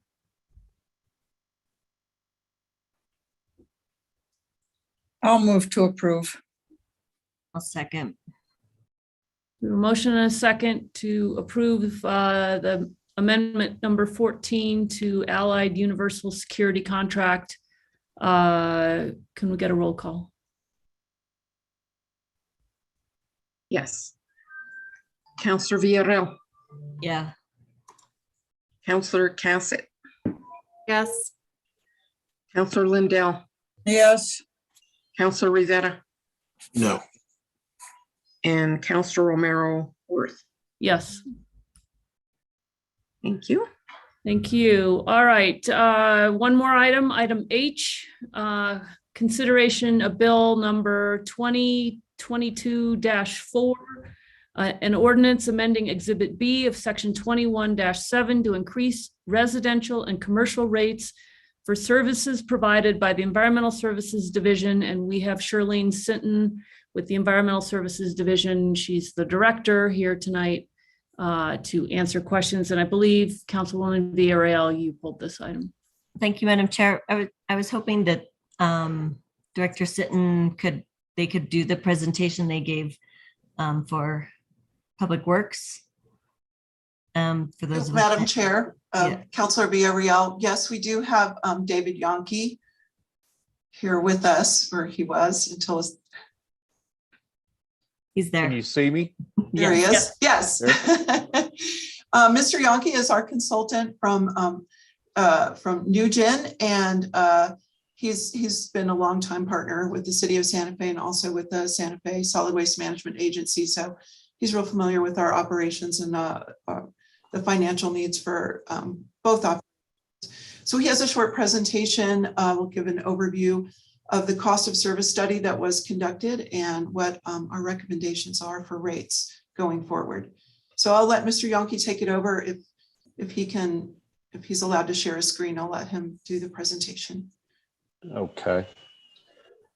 So I'm going to do the share screen.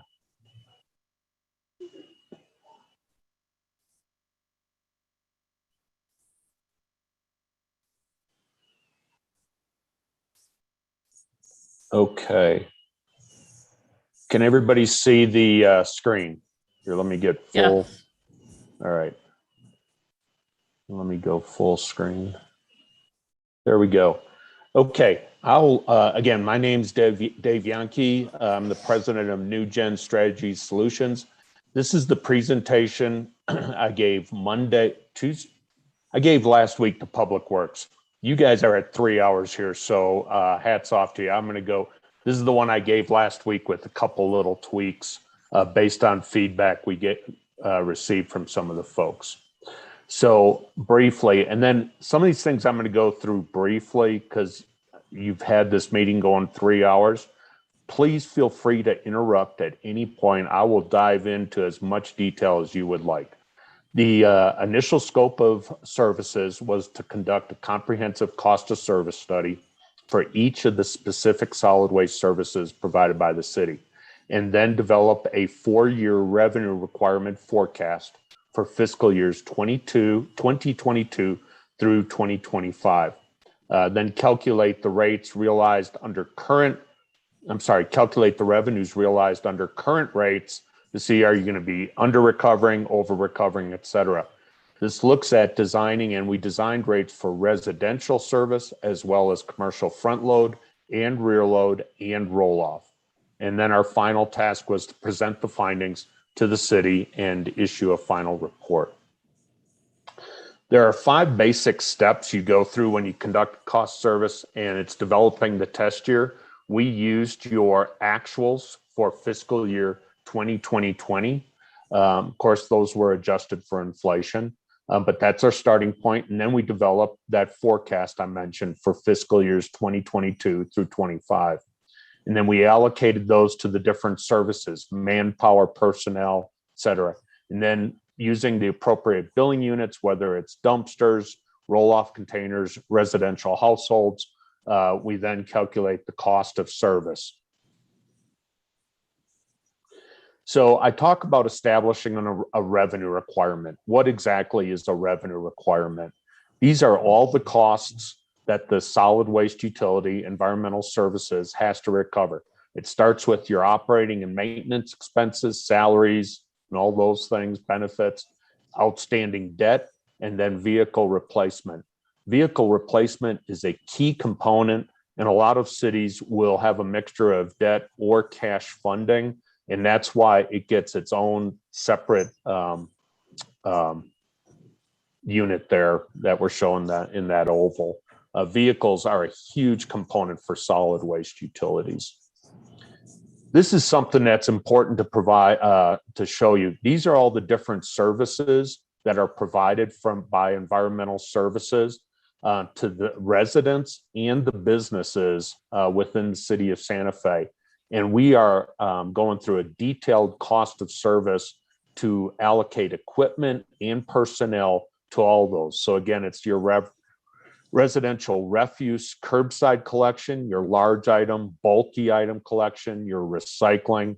On the commercial side, you have a broad array of services, side load refuse and recycling, where they're picking up dumpsters. You have front load refuse and front load recycling, and then rear load refuse, rear load recycling. And you especially will see the rear load typically in areas, older parts of town, narrow alleys, around the plaza, those types of areas.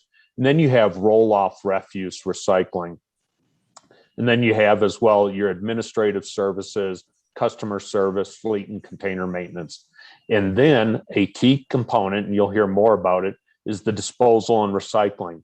The city must pay for every ton of garbage disposed of at the Santa Fe Solid Waste Management Agency's landfill, and for every ton of recycling that's processed by the agency. So in developing the revenue requirement, there are several major costs in addition to just normal inflation, which we already know inflation's higher than normal. The latest was a CPI for the last 12 months at 7%. But beyond just accounting for raises, benefits, et cetera, there are some other costs from the Santa Fe Solid Waste Management Agency, and they hadn't had a rate increase in a number of years.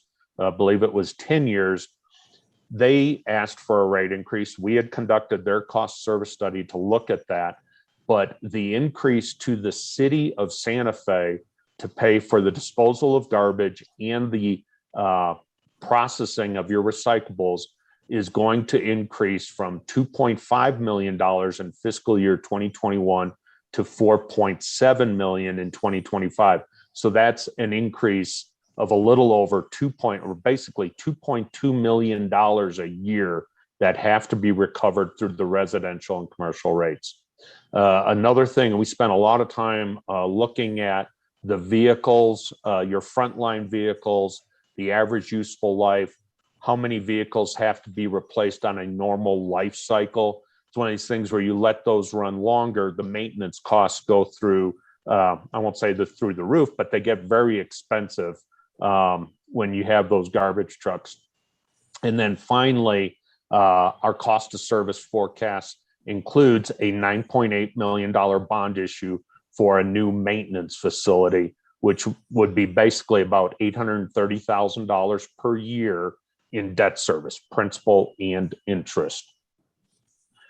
One of the things that I've put together since the last based on feedback at the Public Works Committee discussion and presentation last week, I added this slide to break down so you could see where we're seeing an increase in the costs, okay?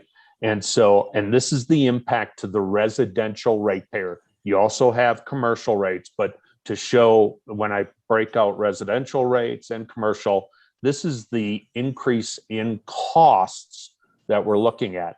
So the increase from the Santa Fe Solid Waste Management Agency, again, I mentioned the impact to the residential ratepayers for disposing of their garbage, getting their recyclables processed. It adds basically $1.79 in additional costs. A key thing I want to mention on the second one, the city of Santa Fe has not had a residential rate increase since 2016, and costs have continued to go up. And so they have had to defer capital purchasing trucks or taking money from reserves to cover those shortfalls. And that's $2.74 per month per household. And then finally, for the current fiscal year 2022, there's $1.38 per month per household, and that's for the inflation that's associated with normal inflation that we've seen in 2021, as well as budgeting for the collection vehicles, new maintenance facility, et cetera. So bottom line, if you're looking at the revenue requirement and what it costs to operate your solid waste utility, the environmental services, the bottom line is in fiscal year 2022, you need approximately $15.8 million in revenue to cover all your costs. Total expenses are about $18 million, the $18,049,000. There are other rate revenues that come in though that you can use as an offset to cover some of those costs. And so the net that we are designing rates for to make sure you can cover those costs is the 15.8 million growing to 16.5 million in 2023. In fiscal year 2024, you see it actually dips to 15.6 million. And that's because there's a bond issue that's rolling off. That's an annual principal and interest of approximately $1.3 million. So you see that little dip. And then again, in 2025, it goes up to $16.2 million. So bottom line, where do we stand? If we don't raise rates, if the rates stay where they are, what does this mean for the environmental services? Well, what it means is that in the top line is your current revenue, all the revenue you generate from residential rates, commercial front load, roll off, et cetera. That's the $13,138,000. You'll see it grow very modestly going out in future years, and that's just due to 0.5% growth of customer growth. So no rate increase, that's just growth in number of customers. And then the revenue requirement in fiscal year 2022, you can see the 15.8 million. And again, that came from my prior slide. Bottom line, if you do not raise rates, you are going to under recover $2,681,000. You're either going to have to take money from reserves if the money's available or cut services. In fiscal year 2023, that money grows to $3.2 million. In 2024, again, because that bond issue is rolling off, you have it goes down to an under recovery of 2.3 million. And then in fiscal year 2025, 2.8 million. Cumulatively, over that 4-year period, if there are no rate increases, that means the environmental services would under recover approximately $11 million. Now, when you look at this, before you go, oh my gosh, which, there is an oh my gosh factor here, this is pretty standard when we do 5-year forecasts for utilities. And if they haven't had rate increases, this is not uncommon. I was just presenting last week to the city of Farmington, New Mexico, on a water and wastewater, and their under recovery was even larger than this. So what do we need to look at, or what should the city consider to address this? So based on the information projected costs, what NewGen is recommending to the city of Santa Fe is that the residential rates, and I'll talk about commercial in a second, but on the residential rate side, that the rates be increased in fiscal year 2022, March 1st, which, is in about 40 days or so, 45 days, increase the rate by $3.50 per month per household. That's the number in the green box. That would bring the current residential rate to $19.25 per month in fiscal year 2022. It would stay at that in 2023. We would recommend an additional increase of $2.75 per month per household in fiscal year 2024. You can see we also, for those folks that have second carts, whether it's a 65 gallon or a 95 gallon, we would recommend those rates be increased also. Current rate, for instance, on the 65 gallon, $7.76, it would go to $10. The 95 gallon would go to $10.35 to $12. One thing I will just mention here, and we'll keep going along, but it's very important to point out. I work on and conduct solid waste cost service studies for cities all over the country. While rate increases are never popular, even with this rate increase in 2022, for all the services you provide, your rates would still be under $20 per month per household. For the level of services you're providing, we have many of our clients that the rates are well over $20. We have some that are now going over $30 per month per household. I can talk more about that later with specific examples, but I'll just leave that right now, that the services you're getting for, if this rate increase were to happen for under $20 per month is very good. Here's a benchmarking with some of the other cities that you can look at to see how the city of Santa Fe compares.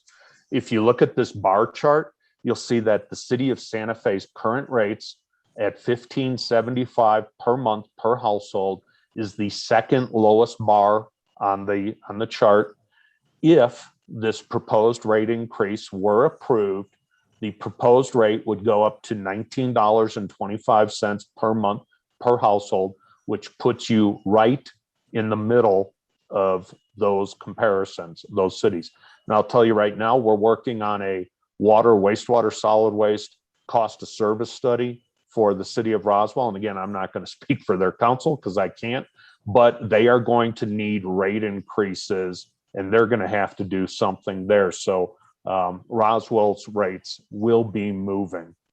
I believe when we talked last week, there was a talk, there was a discussion or a good question was brought up about Albuquerque. Well, their rates, down at $17. Without doing a comprehensive cost of service study, it's always hard to say why are someone's rates different than others. However, one thing I can speak to, the clients of ours that have landfills, they oftentimes will over recover, and there's nothing wrong with that, but basically they over recover, they generate more revenue than the costs they incur, whether it's operating costs, debt service, capital outlays, but they use that landfill to help generate additional revenue to help keep, say, residential rates down or commercial rates. And that becomes a policy decision. But oftentimes they say, we're operating a landfill. Folks from outside the city are using the landfill. You have a liability with operating that landfill. So I'm not saying definitively that's the case with Albuquerque, but it may be. On the commercial side, what we're recommending is a increase in the front load rate of 7%, again, effective March 1st, 2022. On the commercial rear load, an increase in the rear load refuse and recycling rates of 5% March 1st, 2022, and an additional increase of 5% July 1st, 2024. Couple other minor items or rates we'll show you. We would recommend increases where you see those arrows. We're recommending an increase in roll-off rates. You can see we're recommending, for instance, scheduled service for a roll-off. The collection of the container does not include the disposal cost. That would go from $197.84 to $225 per pull. A call-in service would go from basically $248 to $275. And you can see for monthly rental fee, the similar increase. And then finally, just an additional $10 increase in 2024. This would still keep the city's rates very competitive with the private sector. Now, here are some of the miscellaneous fees we would look at also.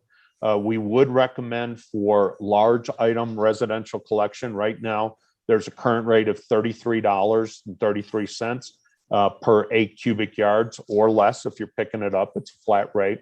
We would recommend that rate be increased to $50. It's still well below the cost of that service. But again, you have to balance not charging, quote, the true cost of service, which would be well over $100, because that can lead to illegal dumping, which you don't want to do. So there's a balance there. And then finally, for additional, for the bag tags, we would recommend those go from $7.50 for a sheet that has 5 tags to $15. If we were to implement all these rates, and I just have like two, 3 slides left.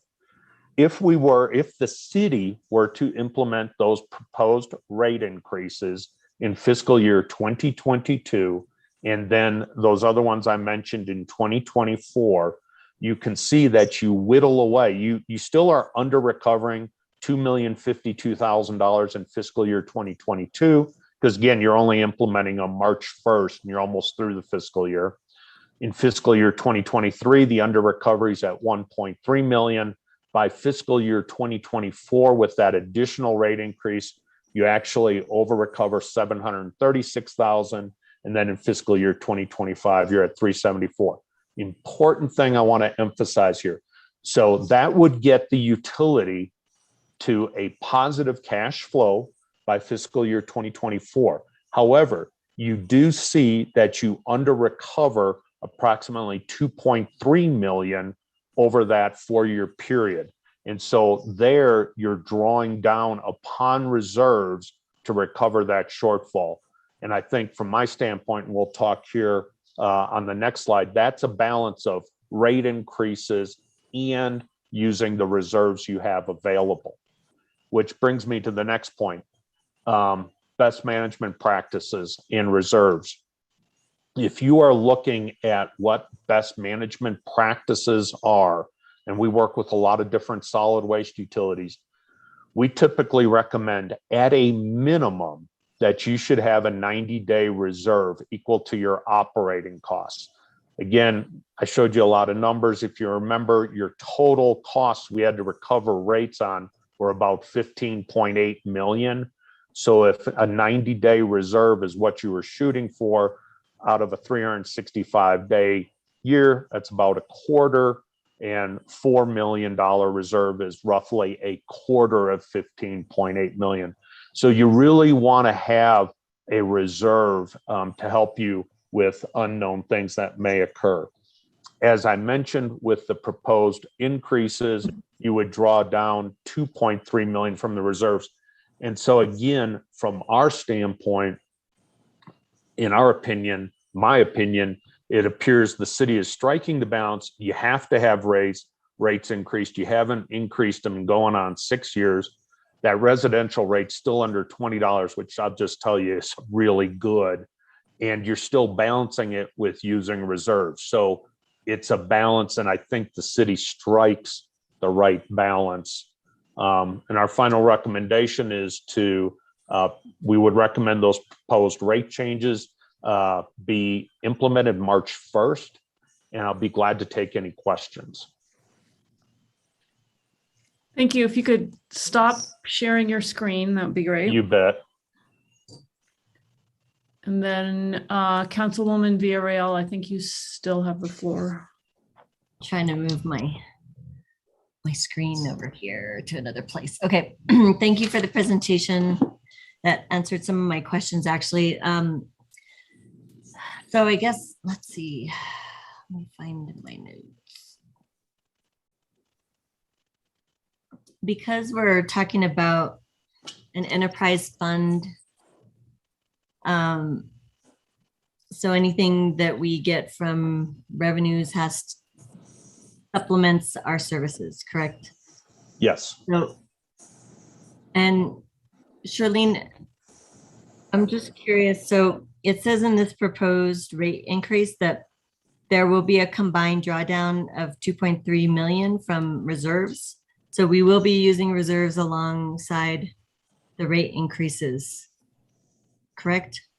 Thank you. Thank you for the question, Madam Chair, Councilor Villarreal.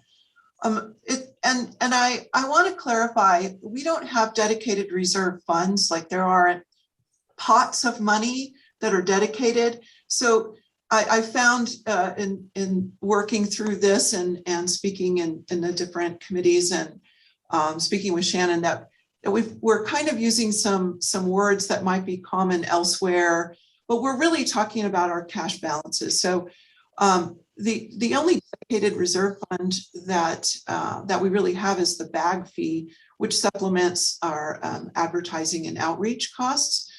And that at my last known, that can be upwards of $250,000. So our cash balances, our last audited cash balances that we're aware of, or upwards of about 13 million plus. So based on this cost of service and our projected losses, we're estimating them to be about 10 million. But I'm very excited, was very excited to hear the presentation from earlier from finance. And so really looking forward to working with finance as they nail down these numbers. And so we can make sure that the next time we come to you, right, that we've got it right. And I do, if I may, I want to point out that even though Mr. Young has shown suggested rate increases now and again for 2024, we're not asking you to approve that. That's that recommendation. We'll look at that and bring it back again based on current numbers. But we're only asking for the rate increase for 2022 is what we're asking you to approve at this time. So anything that might need to be tweaked, if it needs to be more aggressive or less, we can tweak that number. But we do have a plan, and the agency is raising rates every year. That's why we have to continue to meet it. So that second rate increase is really more based on inflation and the agency's continued rate increases. So did you all look at different scenarios where some of the expenses we're going to see with new vehicles, which we definitely need a new facility for maintenance. We've known that for a while. So have you looked at other funding sources that could possibly cover those expenses without having such a high jump of increase for this first year? I guess that's my biggest concern. Like, what scenarios did we look at so that we don't jump in, have a rate increase of $3.50 per month? Did you look at possible ways to offset costs that we could maybe utilize other funding sources? So I'll jump in here, and then if Dave has something to add. It's my understanding in the past that some of this debt we're paying off is on trucks that are long since non-operable. So with the life cycle on a truck of 7 to 10 years, it doesn't make sense to bond them. You want to pay cash for them so that you're not continually paying for it even after the truck is gone. So that's our recommendation on the trucks, is that we do continue to pay for that out of operating funds. We are suggesting that for the maintenance facility, there was a suggestion. We did look at the scenario with Jason Mumm, our overall utility consultant, whom Dave is subcontracted to. There was a suggestion that we also pay for that facility out of cash, but it's going to be too much, and that we're suggesting we pay for over time with bonds. And if I can chime in here, and there's a good question here.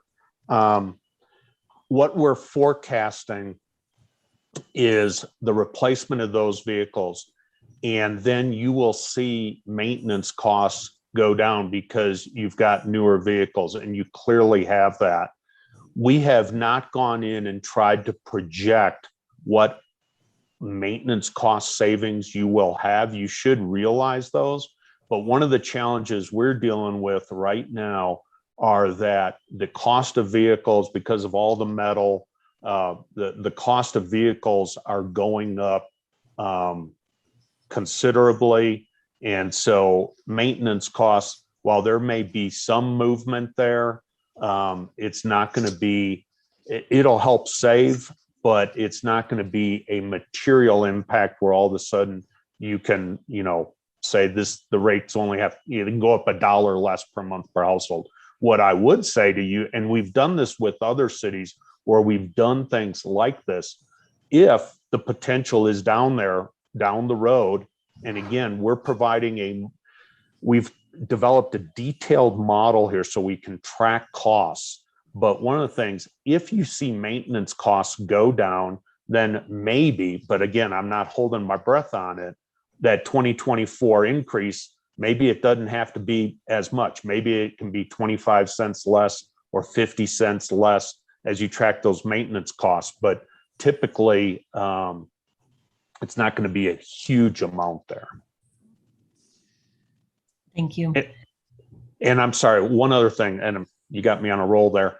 One of the other critical things, though, even beyond the hard dollars, is system reliability. We have clients where they have aging vehicles, And then it becomes a reliability issue, because I know you've talked and there's issue with labor and retaining the drivers, but also if your vehicles are down, then you have a reliability problem there. Right. Which brings me to my next question. I guess I was trying to understand if the administrative costs of this change are considering increases in staff pay for drivers as incentives so that we won't be so severely short-staffed. So I don't know if that's in another like vein of financing or if it actually gets bundled into the kind of the pro formas that you sent us. I thought it all kind of, all the costs for salaries was folded into the administrative costs, but maybe I'm wrong. And there's a lot of numbers there and in the report. So I understand that potential. Where are they? The salaries are all broken out separately by each service, as are the benefits. And we've forecasted inflation in the salaries increasing going forward. And I'm going back to check. I've got a copy of the report here. I believe it was a 4% annual increase in the salaries. So we've got that forecasted in there. Counselor, if I may jump in as well. I will say, right, this cost of service report was done early autumn and signed off on October. So some of the things that may be in discussion now were not considered. This, the test year was 2020. So we do feel we feel confident, and have discussed it with Director Jones, that, any salary increases that come, we'll be able to absorb that, and we welcome them to be competitive.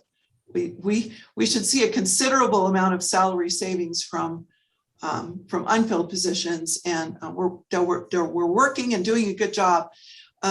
We welcome the increases so that we can have a more competitive rate for really good CDL drivers and mechanics. Absolutely. That's what I see as important and to justify this rate increase, other than the fact that with industries, the costs are increasing across the board. The other thing I want to know is if you all considered billing based on, I know they've done it in other cities, but I don't know how it works. Like where you actually bill based on the actual amount of refuse that is produced by the household. Because I know some folks that have their trash is overloaded. And then down the street, you see someone that really doesn't have much and maybe doesn't even put out their trash can each week. So I'm just curious about that model and why we didn't consider it, or what are the drawbacks to that, or can you tell me more about that? So I'll start with this, Charlene, if you like, and then you can chime in on it. What we did, you have a fixed rate right now at that $15.75.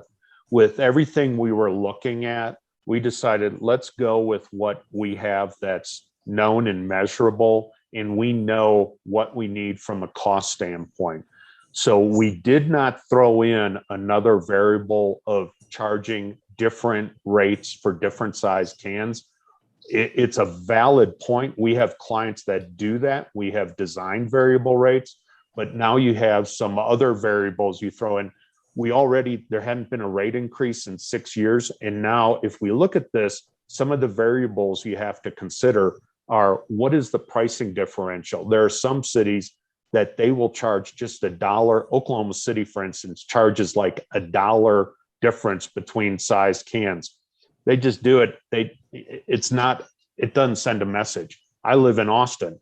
I have a difference between a 96 and a 64 is $10 per month per household. And then there are a lot of cities that are in between. But with that, you're going to have customer behavior that changes also. And people say, okay, I'm going to move down to a smaller can or what have you. We did not decide to throw that into this mix here because there was a lot going on. It's definitely something the city could consider down the road. And I know Charlene and I have discussed that before.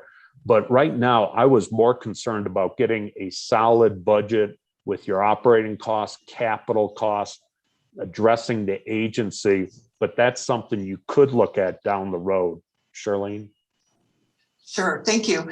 Madam Chair, Counselor, I do want to clarify, were you talking about variable cart size pricing, or did you literally see something where somehow they were charging per actual amount of truck, like per weight? Because I don't know of anything like that in residential.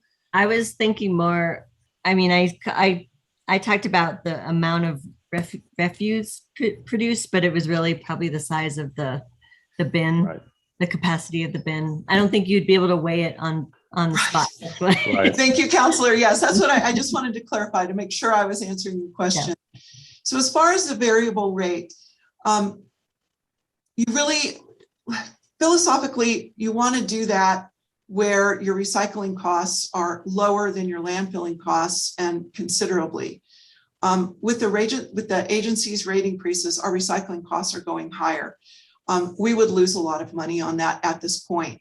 I also want to point out that you have to invest a lot more in your cart inventories. So we would have to spend a lot more on the front end to have inventories of different cart sizes in order to provide that. And right now, that as we're doing our budgeting, that's both plastics and metal are commodity prices that have really gone through the roof. And so we have really increased cost pressures for getting carts purchased. And not only that, right, along, with all of the other supply chain issues, we're having trouble even getting them in inventory. So one of the things that before all of this happened that has held us up on variable rate pricing was that our ability to provide that. And I don't know if Nancy's still on. Oh, she's hung on here. Ability to do that in our current utility billing system is not there. It will be in the advanced system, maybe not right away, but at some point. So it is certainly still on the table, but until we find a way to bring our recycling costs back down, and until the market costs come back down, commodity prices go up for paying us for our recyclables, then it just, that is not a model that makes any sense, and it would cost us more money. It would actually drive our rates up. Thank you for walking us through that, because I think that was helpful. I think there's all these other factors that are happening with the commodity prices. And based on your presentation, it looks like recycling costs have doubled based on what they're charging. Well, the tipping fees are going from nothing, right? So that's more than doubled. I mean, they were nothing. We had no tipping fees. Yep, that is correct. And so I know that the fact that we have these capital costs that are unique for this year with the new facility. So all those factors combined, I understand the point. I think the hard sticking point for us, or at least for me, is trying to explain to somebody that's already really having a hard time paying their bills, having a hard time paying utilities. And then we say, oh, but we're in a pandemic, but we're going to charge you all more.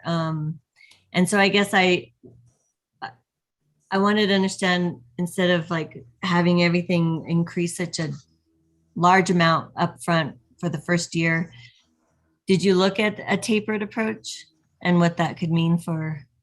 Thank you for that question. Incremental approach, I guess. Yes, Madam Chair, Counselor. Actually, we did. So we considered 3 different models, and we actually presented those models at the Jason Mumm's presentation, yearly presentation to public utilities, now Public Works, public utilities. So I want to remind you again, the agency is raising their rates every year. So what we looked at, we could do every year, and this is fairly painful for everyone, right? Is to go through rate increases every year. And it's also hard on the billing system. We could have said, well, let's just try to do one big rate increase, so we only have to do this once.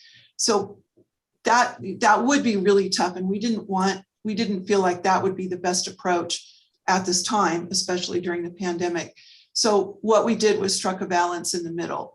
And so that's why there's a balance of losing money, like, dipping into cash balances, before recovering, is we tried to strike a balance in the middle that would keep our enterprise fund healthy, but not be an all at once. So that's why there's this every other year approach. And if I could just mention, you're right, the rate increases, again, we had this conversation. I was talking with the council up in Farmington, New Mexico on their water, wastewater rates, but we're doing solid waste rates for folks like Phoenix and other cities. What we saw during 2020, when the pandemic hit, and I still remember because we're a 50-person firm, everybody's like, what the heck is this going to mean? And what's it going to mean for cities? And so you saw a lot of cities in 2020 that, water utilities, solid waste utilities, they were under recovering, but they said, look, we are not raising rates in the middle of a pandemic.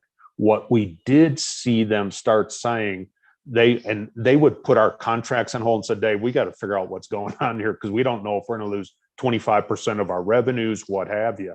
And so what we did see, though, starting in the fall of 2020, they had us start doing their cost of service studies again. They said, okay, we are going to get through this, whatever it looks like.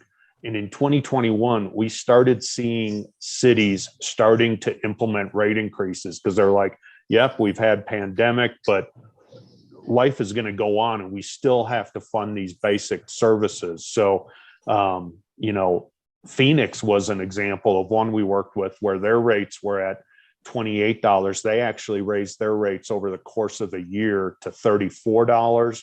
And I was working with the city of Irving, Texas, just recently.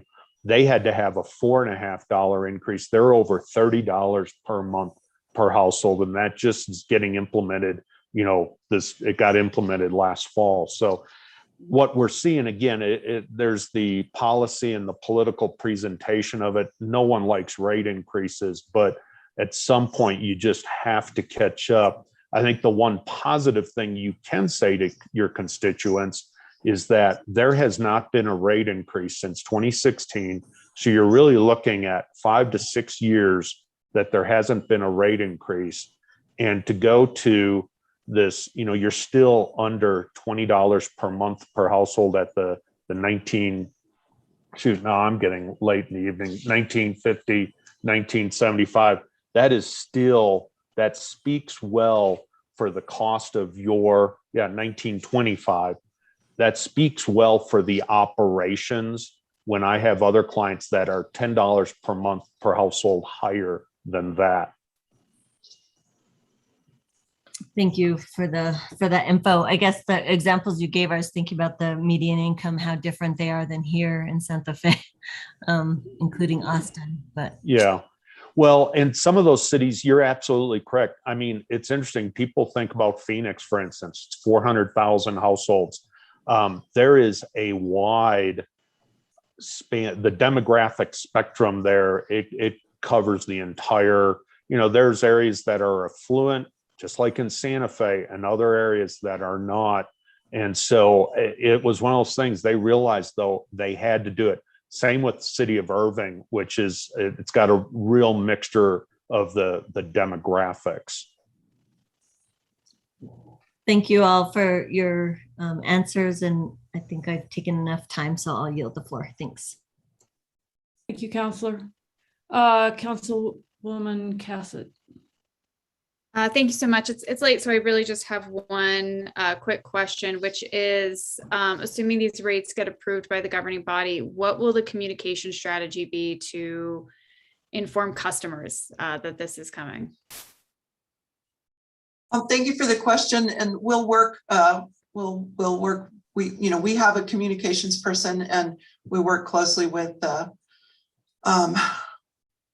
city communications people, and we'll work through conventional means, and we'll also work with Ms. Jimenez and notify people on bills and things like that.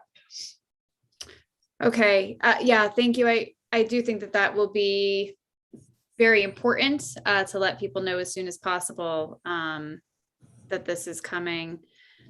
And then I guess just one other question. Do we currently have any type of assistance program for individuals that are low income that may have a challenge paying? I know that during the height of the pandemic, we had put in protections when people were not able to pay and we were not shutting things off. Have we looked at programs that provide assistance to people to make sure that they're able to still get trash pickup? Thank you, Councilor Cassett, Madam Chair. Yes, the Public Utility Department has an array of support system for that. I'm not the best person to speak to that. I don't know if Nancy is actually still there, if she wants to chime in. Thank you. Yeah, we have two different low-income programs. One is a yearly low-income program, and one is theoretically every 3 months for up to 6 months in a 12-month period. So they, get on our website. They can obviously call customer service. We've got all of the applications on the website for either program. We do also have, I believe it's up to 20, maybe 25 different agencies that we can send or give a list to the customers to contact those agencies to help them with their utility bills, not just trash pickup or anything. It's water and wastewater also. So we do have that.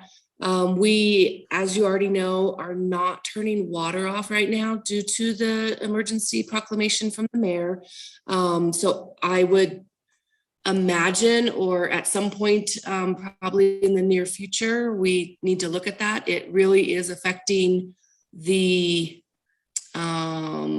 accounts receivables that the utility department has. We're looking at probably close to $4 million that's owed to the utilities when it used to be like 1.2 million. So that moratorium really is affecting the revenue for ESD, for wastewater and for water due to, unfortunately, the pandemic and individuals not perhaps being able to get caught up on their utility bills. But yes, we have a lot of different programs. If people will just, call and reach out to us. There still is, of course, the state program for Rent Help New Mexico. I know that there are a lot of individuals that are not potentially reaching that funding source. So hopefully, we can get the word out even more and have them really start applying for the money that's available out there, and it really will help them. It'll help us. When the moratorium ends, we will potentially have a lot of individuals that could be close to water shutoff, and with all of those issues and problems that could bring too. So we do encourage everybody to call us and try and get connected with as many help agencies as possible. Yeah, thank you so much for that, Nancy. And it does sound like that in looking at the moratorium, we have to be very, very thoughtful on how we balance the different challenges that we're seeing, both with, the increases of dollars that we're not receiving, as well as, making sure that we're not putting anybody in a situation where they're losing utilities. But I would also say that when we do provide this communication about increases, that also providing the information about the resources available for individuals that might have challenges with these increases is going to be important. And so I would really encourage us, when that is happening, that is something that we consider, that not only is it, hey, by the way, rates are being raised, but also here are all the different resources that individuals may not be aware of, because there very well may be people who are not taking advantage of it that otherwise could. Thank you, Counselor. That's a great suggestion, and we'll make sure we do that. Thank you so much. I appreciate it. And I really do appreciate this presentation. It was really very thorough, well explained, really spelled it out. And I really like having presentations that give us the information that we need. So thank you so much for that. I'll yield the floor. Thank you, Counselor.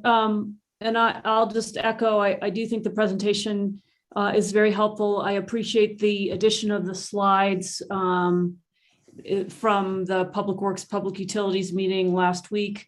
And I do think, we're going to need to get out the information about why this is necessary so that the public understands. There has been a little bit of press on this. I know I saw an article in the paper, I don't know, in the last few days. So certainly getting more information out will be good. Is there a motion?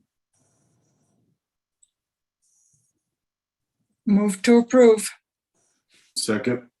We have a second and we have a motion and a second to approve this item. Can we get a roll call, please? Yes. Counselor Villarreal, Yes. Counselor Cassett, Yes. Counselor Lindell, Yes. Counselor Rivera, Yes. and Counselor Romero Worth. Yes. Thank you, guys. All right, thank you. I believe that is our last item. We go from there, matters from staff. No matters from the staff tonight, Madam Chair. All right, matters from the committee. Counselor Cassett. Thank you very much, Madam Chair. I just wanted to wish a happy birthday to Councilor Rivera.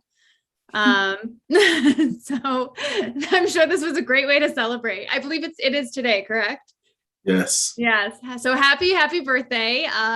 Very glad we were able to provide you with so much wonderful celebration and entertainment tonight. Where's the cake? Thank you. We celebrated last night because I knew we had a meeting tonight. So